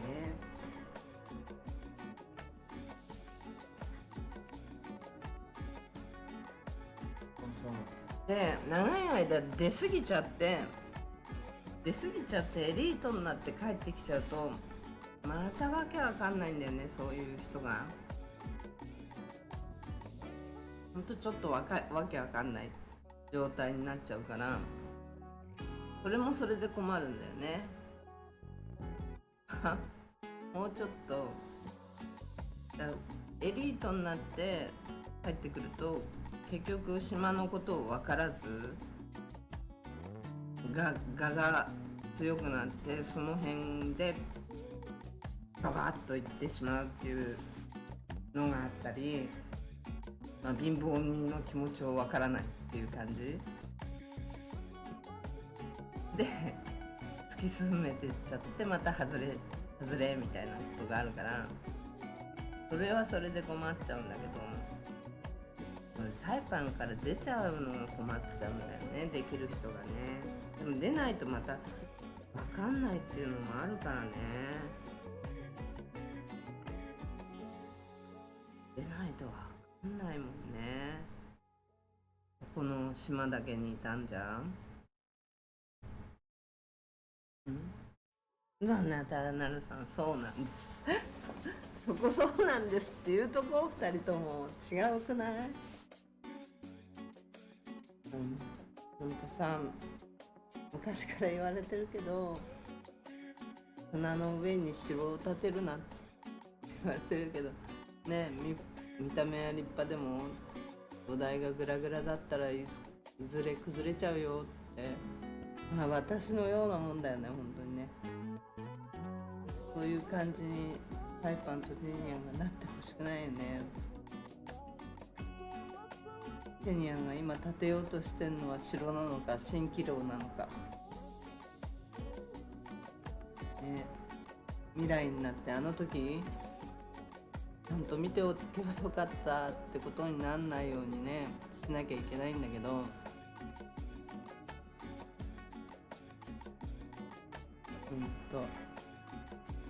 結構リスクのある話だと思うんだよねこれね。地元の人は本当にどう考えてるのかなって本当不思議に思うんだよね。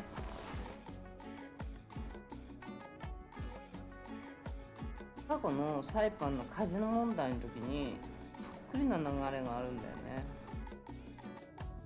最初はほら経済の回復の希望として華々しく宣伝されたんだよね。で議員さんや地元リーダーが賛成し始めて、なぜ20年前は何々うねさなぜ20年前はみんなサイパンに来たかったのかなんでなぜ来たかったんでしょうかね。近くて安くて森高千里のおかげああなるほど、森高千里のおかげね。それもあるね。あとあれだよね、誰だっけあの人、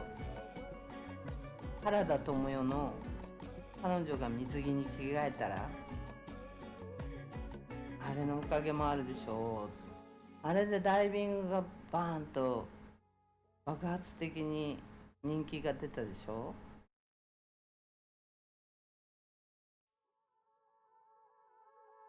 それのおかげもあるよね。あれ飛び猿だっけ、飛び猿とかは飛び猿なんか違うな、海猿だ間違えちゃった飛び猿じゃないや、海猿だ。海猿の時はあれはなんか訓練士だったからダイビングにそんなにの目がいかなかった、華々しいものにはなんなかったけど、やっぱり彼女が水着に着替えたらあの時はねダイビングをみんなやろうっていう感じに結構なってたよね。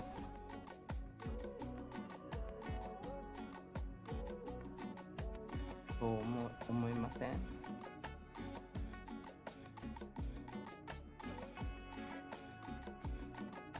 思いませんかね。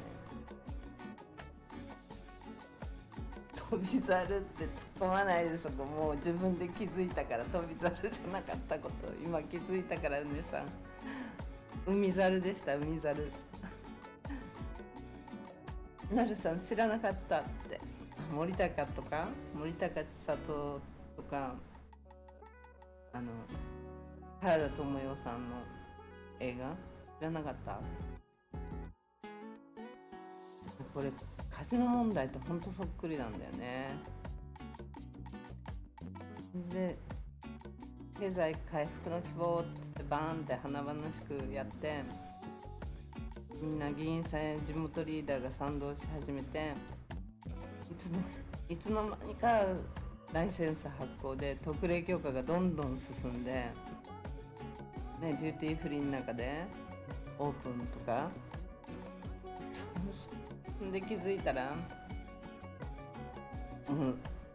税金未納、建設停止、なんだっけ、不法滞在、誰も責任取らない、あれってどっかで聞いたよねって感じ。今回のねテニアンの件本当にうまくいけばいいけどね、またあの時の繰り返しになったって思う人も少なくないよね。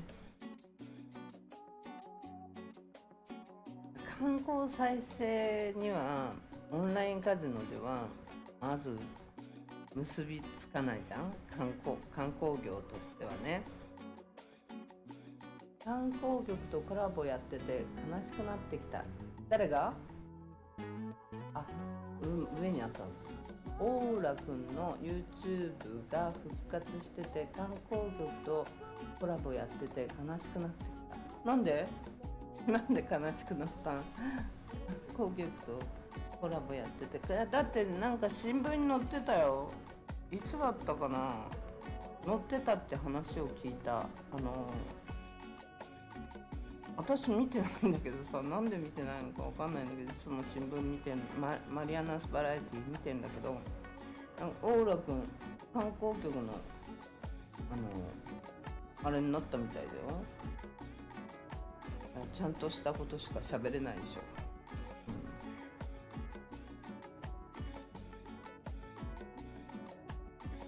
悲しくないでしょ。おーちゃんがだから私とコラボできることはないということだよね、きっとね。こんなチャンネルに来れないよね、来たくても。で、観光業にテニアンのオンラインカジノはまず結びつかない。アイデアはね、もちろん一部で受けがいいけど、でも観光客が島に来るかって言ったら来ないよね。来ないよって思って来ないよって思って、ああなるほど、おでんねさんね、そうね、来ないよって思ったんね。なるほど。だからさ、観光業に結びつくことではないよね、これね。本当に人来ないよってことだよね、本当に。ちょっと違ってくるのね。オンライン自体が島に来る必要がないわけだし、雇用もまずほぼほぼテニアンでやるわけないと思うのよ。リモートや絶対海外拠点だから、テニアンがあるのは書類だけ。全くね、観光業とは直接な連携がないよねと思うんだけど、テニアンのオンラインカジノ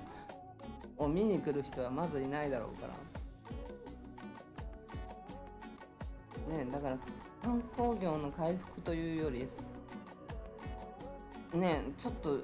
言い方がおかしくなっちゃうけど、国際マネーを狙うだけの別路線とも考えられる可能性もあるよね。ちょっと変だけど、もしそうなの、ほらホテルとかレストラン、もちろんタクシー運転手の人たちに何の恩恵もないよね。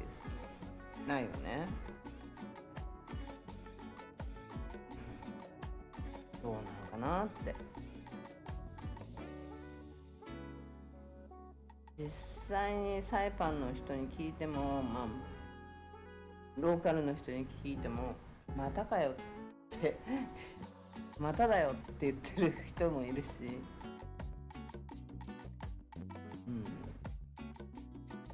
前にサイパンがやらかした後始末が終わってないのにって言ってた人もいたな。テニアンがなんかこういう大きなことをこう決めちゃったから、自分たちだけで決めちゃったから、そういうことでもし注目が集まってきて悪い方に言われたら、サイパンのね悪い歴史まで過去まで掘り返されそうって言ってたよね。なんか冷めた印象が多かったかな、冷めた声が。とにかくカジノに巻き込まれて泣いた人たちがいっぱいいたんだろうね、前にね。やっぱり3泊4日39,800円をやってフライトスケジュールを考え直さないと。そうだよね、うねさんね、ほんとそうなのよ。でさ、いつだっけ、2023年くらいの時に2022年か2023年の時に飛行機の停泊料っていうの、泊まる料金っていうのをいきなり 90% ぐらい上げたんだよね。サイパン政府が値上げしたのだから、芦穴とかは手引いちゃったし、やっぱりそれで怒っちゃって、それで文句を言って圧力をかけて安くはちょっとなったらしいんだけど、だからそういうことをする。今回もそうでしょ。マニャガハと韓国のチームが撤退1年かな、1年ちょっと1年ちょっとで終わっちゃったよね。さあ、日本がやっぱり JTB 様々だったんだよね。やっぱり JTB はほらもう30年以上もっとだよね。1980何年って書いてあったもんな。そのくらいからずーっとマニャガハを手入れし続けて、ブランド化させてったのも JTB じゃん。結局はマニャガハがさ1年で解除契約って契約解除ってどんなんなのって思えるし、なんかね、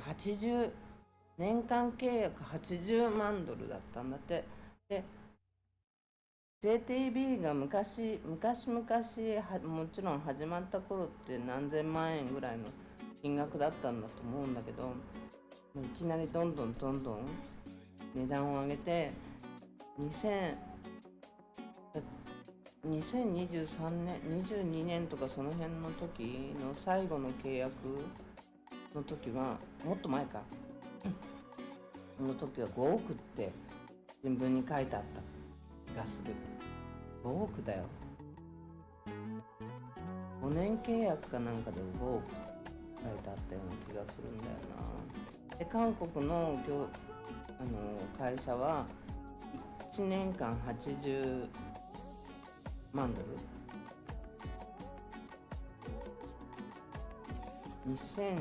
それがだから2023年ぐらいから始まって、でこの観光客が全然いない状態で払えるわけないっていう感じで、払えないっていうことで終わっちゃったらしいんだけど、でも JTB はやっぱりすごいよね。でかといって今 JTB が戻ってきますかって言ったら、今この状態で、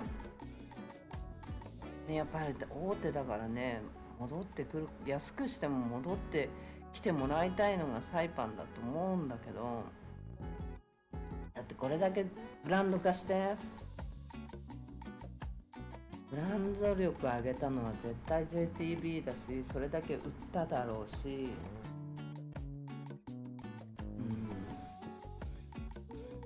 それだけ力入れてたんだと思うんだけど、大手が今じゃあやってくださいって言ってやるかな。なんか安くすればやるかもしんないけど、よっぽど安ければねやるかもしんないけど、よっぽど安くな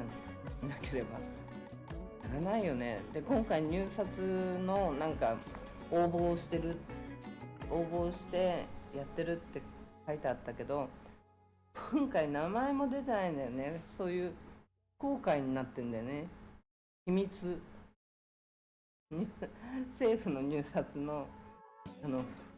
入札契約者が秘密、もう透明性なしだよねありえないなって。信頼性がこう低下してる時に秘密ってやっちゃったら、誰も募集中ですって言ってるけど誰も来ないんじゃないのこれって、誰も来てないんじゃないのと思うんだけど、どうなの。私やっぱ信用からね、信用からやるもんだけど、だって1年契約、1年じゃ15年かなんかの契約だったらしいの、韓国の会社は。で、家賃っていうか、家賃が払えないから契約解除ってサイパンが言ったらしいんだけど、こんなさ15年、規約に違反したからって書いてあったけど、家賃が遅れて、それにしたって15年契約があったのに、でこの状況なのにそれを助けない政府ってどうなのっても思うし、どう思う？それを助けての観光業が成り立ってったり信頼性があったりするんじゃないのって思うんだけど、そんなこんなで契約切っちゃうんじゃ JTB だって安くたってやんないよって言うかもしんないし、わかんないけどね。安定的にずっとマニャンハトを30年以上できれいにしてさ、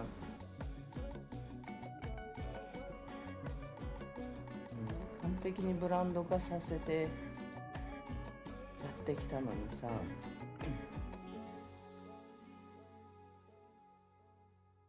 なんか昔なんだっけな、花の島とかのフラワーアイランドとか、なんかそういうようなねカテゴリーがついてたような気がするんだよね、マニャンハドって。なんかそういう感じの状態であったんだけどね。でこの状態で戻ってきてくれるかって言ったら、飛行機会社も動いてないわけだし、で日本の飛行機なんかみんな結局は撤退してしまったわけだからさ、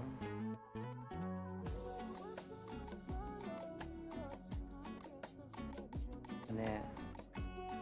だからサイパンみたいな小さい島がなんでこんなに着陸料がこんなに高くなっちゃうのみたいなあれがあったみたいよね。サイパンみたいな小さな島はもっと安くていいんだよみたいな。マニャンハは軍艦島でしょ軍艦島って昔呼ばれてたみたいだよね。私ね、マニャンハとだからそれをあんだけいつも綺麗にして、だってトイレとかだっていつも綺麗だったじゃん、マニャンハトって。何回も行ったことないんだけどさこんなに、私は本当に綺麗だったと思うよね。あっちこっちにライフセーバーの人もいたし、ちゃんと見てる人たちもいたけど、今はそういうわけにいかなくなってるでしょ。だってなんかね、建物にも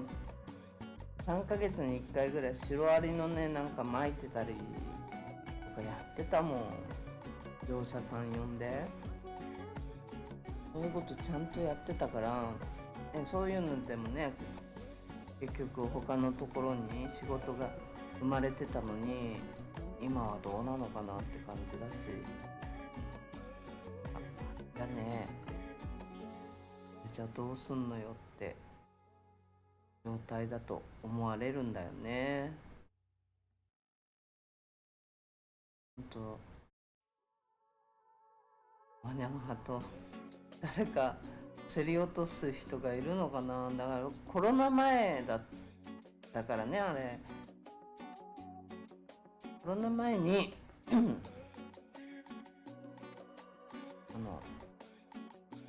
5億っていう状態だったけど、何があって撤退しちゃったのかを契約が切れて撤退になったのかよくわかんないんだけど、その辺は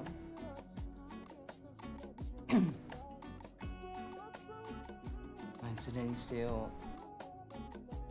韓国の会社では持たなかったっていうことだよね。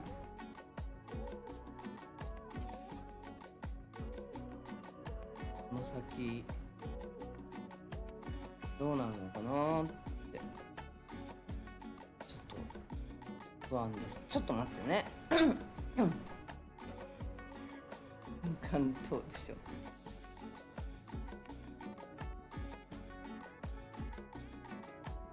ょっと待ってください。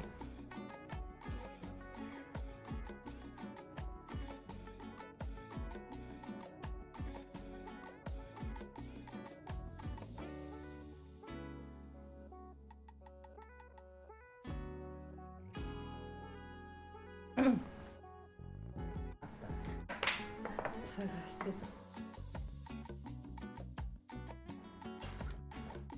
すいません。ね、メガネを外したらメガネがどっか行っちゃってありましたね。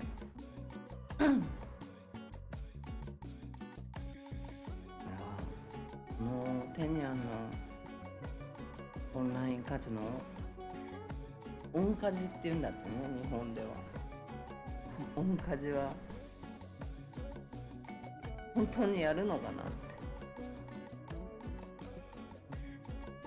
これみんな本当にちゃんと考えてんのかなって感じ。どこまでどこまでがアメリカにトランプさんに怒りをもたらせないで済むのか。マニャガハも15メートルは崩れて小さくなってきたよね。本当？15メートルもこんなに小さくなったこんなに小さくなっちゃった。小さすぎじゃない？早くない？そんな15メートルぐらい小さくなったって。うわ、沈んじゃうよね。もっと木植えないとね。マングローブだっけ。マングローブの木をもっとガンガン埋めないとダメだよね。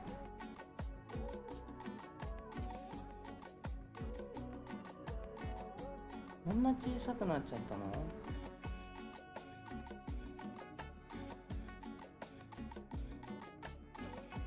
それ早くない？いつから15メートルかわかんないけど、15メートルって大きいよ。かなり。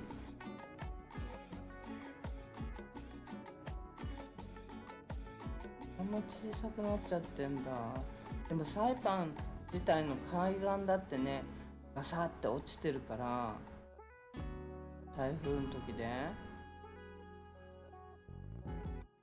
ありえるよね。ありえるっていうか、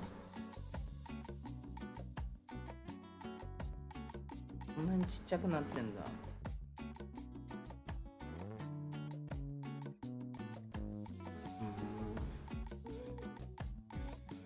ケニアンは本当にやるんでしょうかね。サイパン島側が崩れまくってる。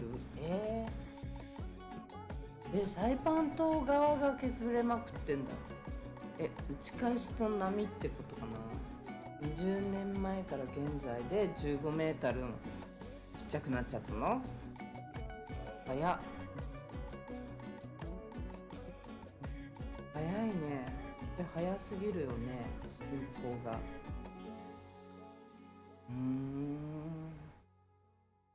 なんでこっち側なんだろうね。なんでサイパン側の方が早く削れちゃってるんだろうね。なんか向こう側の気がするけどね。西だよね。西側の方が早く削れそうな感じもするのに、こっち側のが深いからかな。こっち側のが深いからバサって落ちやすいのかな、もしかして。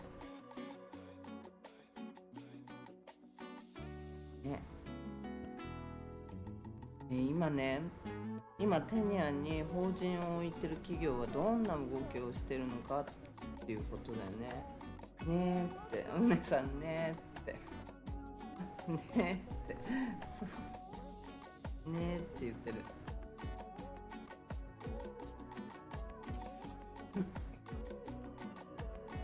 ねえ逆なんだよねってねってみんなでねって言ってるけど、逆なんだよね。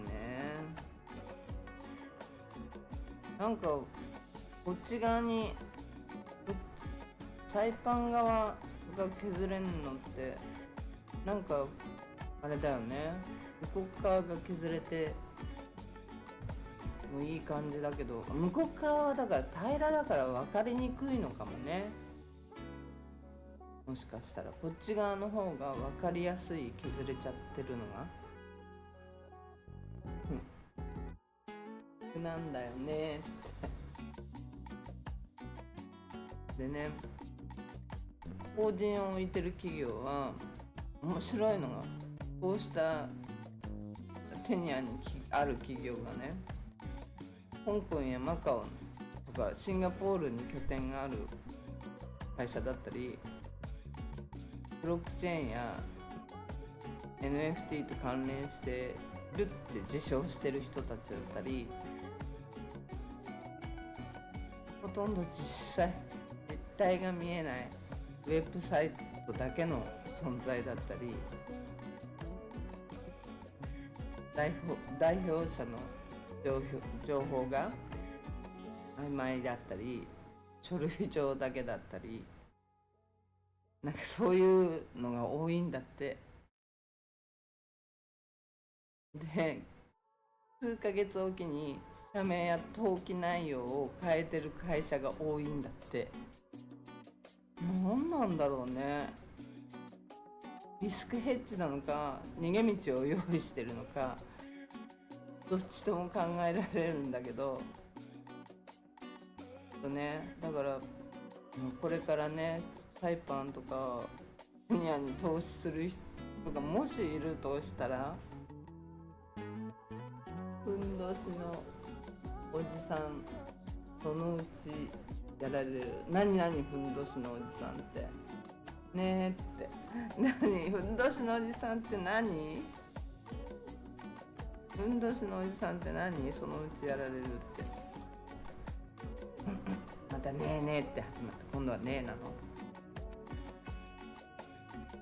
ちょっとね、リスクヘッジなんだかね、なんだかよくわかんないんだよね。だから本当に投資する人とか投資を考えてる人は本気で信頼できるプレイヤーが誰かを見極める目が重要になるよね、これね。本当に私が騙されたりしてる私が言うことじゃないんだけど、本当にね、これね、いい話、いいことだけがこう出てくると思うから今。でもちゃんとね見ないと。マニャガハのふんどし、どうぞ、はいはいはいはい、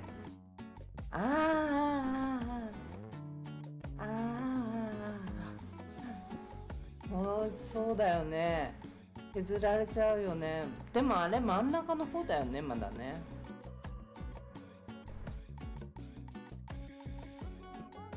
あれ真ん中の方だよね、まだ。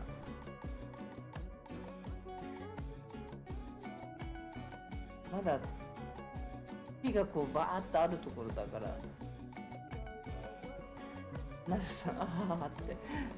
だね、火がまだあるところだから、大丈夫だと思うんだけど本当にね、夢と現実のギャップがテニアンで起きる可能性があるよね。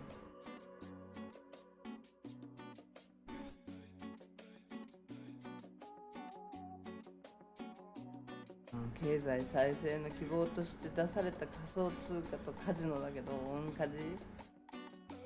それに群がるのは信頼できないプレイヤーももちろん多いかもしんないし、テニアン側だってわからないしね、どっちもどっちだしね。何もわからないところだよね。法制度も曖昧、チェック機能が機能してない。また地元の住民がさ、みんな蚊帳の外になりそう。アグルプ何アグルプってよねさん。アグルプわかんないよ。何アグルプなんだろう、アグルプって。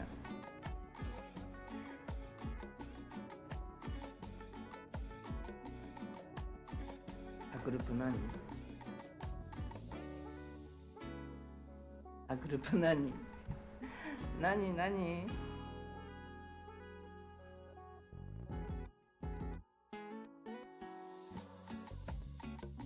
うねさん、グループ。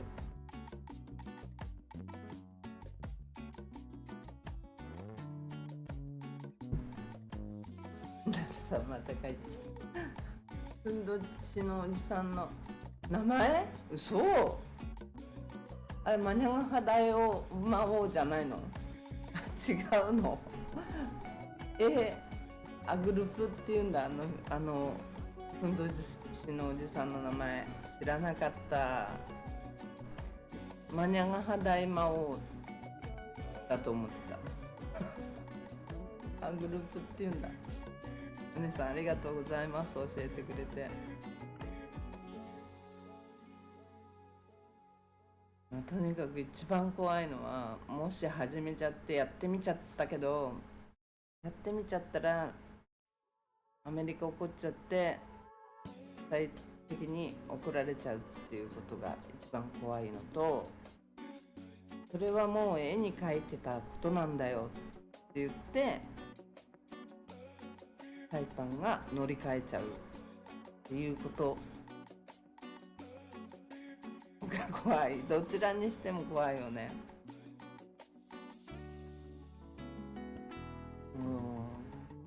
結局はさ、今期待だけじゃどうにもなんないんだよね、サイパン。チーフアグル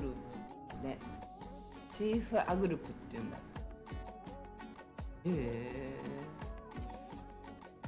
知らなかったよ、全然。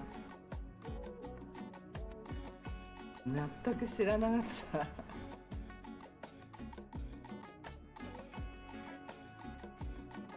なるさんありがとうございますい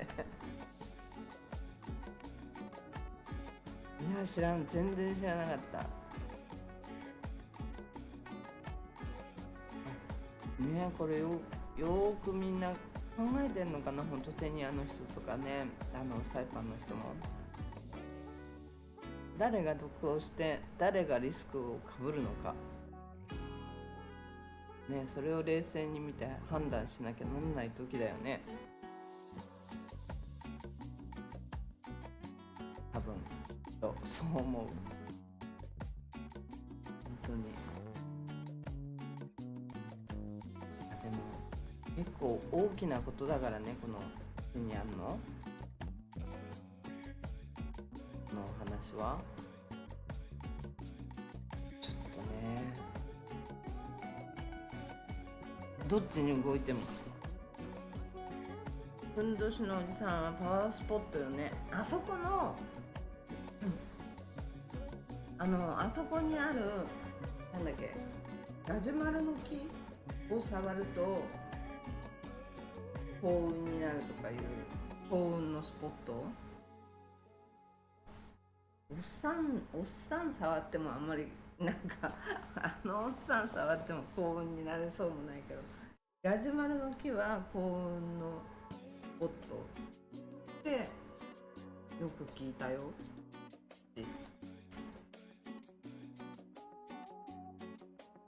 何年も触りに行ってないですが、ガジュマルの木、ここのおっさんの後ろあたりにあるんですよ、確か。おっさんの裏側あたりに赤と木だっけ赤って書いてある。赤と赤と木だっけ。木、ガジュマルの木だと思う。確かガジュマルの木は結構言われてたよね。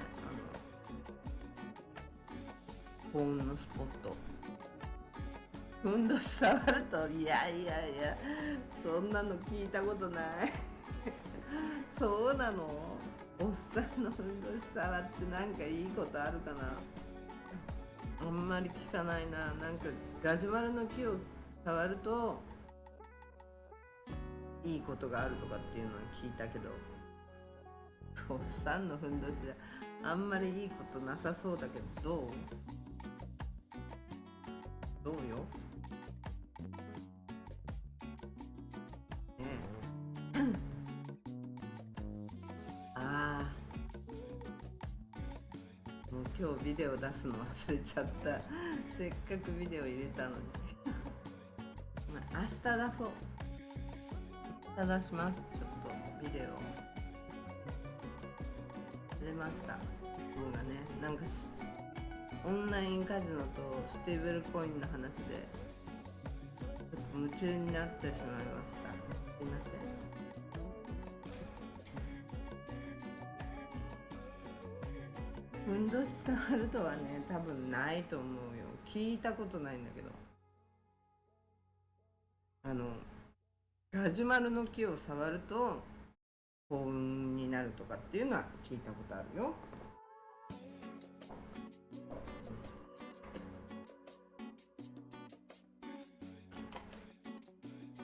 多分そう。そんな感じです。だからケニア、まあね、今本当に観光客もなく、大手企業、小さい企業ももちろんどんどん撤退してる中、ケニアにとってはいいニュースなのか悪いニュースなのかよくわかんないんだけど、このステーブルコイン危ない気がするんだけどね。トランプさんが何やってんだって怒りそう。なるほどって何やってんだっていうことを言いそうな気もするんだけど、これは地方政府が決めて、とにかく法律が通っちゃったわけだから、サイパンの中では CNMI の中では通っちゃったわけだから。でも通ったとしたら思うに、アメリカってもうアメリカのアメリカから違うな、ケニアの中でやってる分にはいいけども、トークンほら、この間のフェスティバルみたいにこの中だけで、祭りの中だけでやってる分にはそのお金を作ってやってもいいけども、ギャンブルとしてやっちゃいけないっていうのもまず一つ連邦の法律ではあるんだよね。犬がすごい鳴いてんだけど怖いな、この時間に。この時間にもう外通る人いないからね。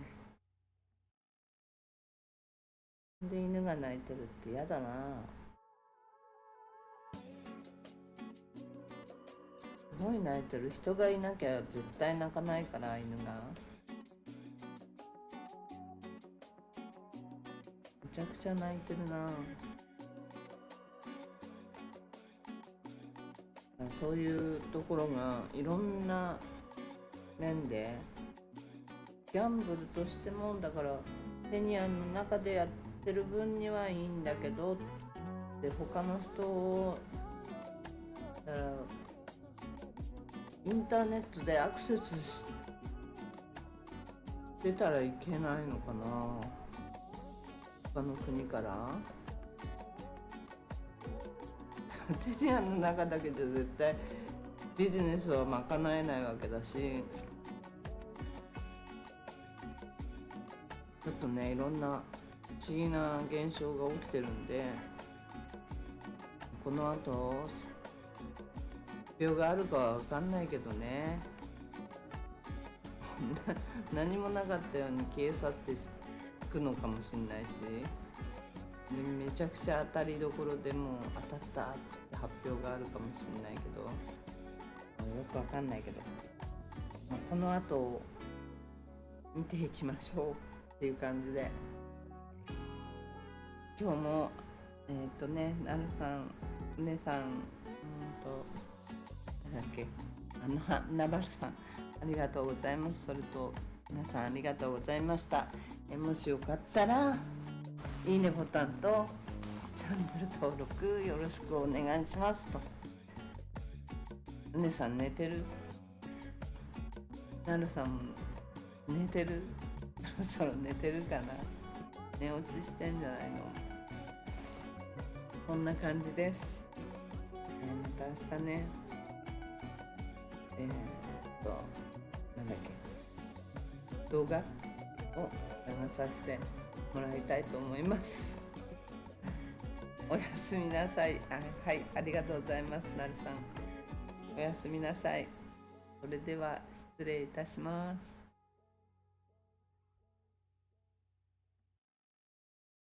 皆さんおやすみなさい。ありがとうございます。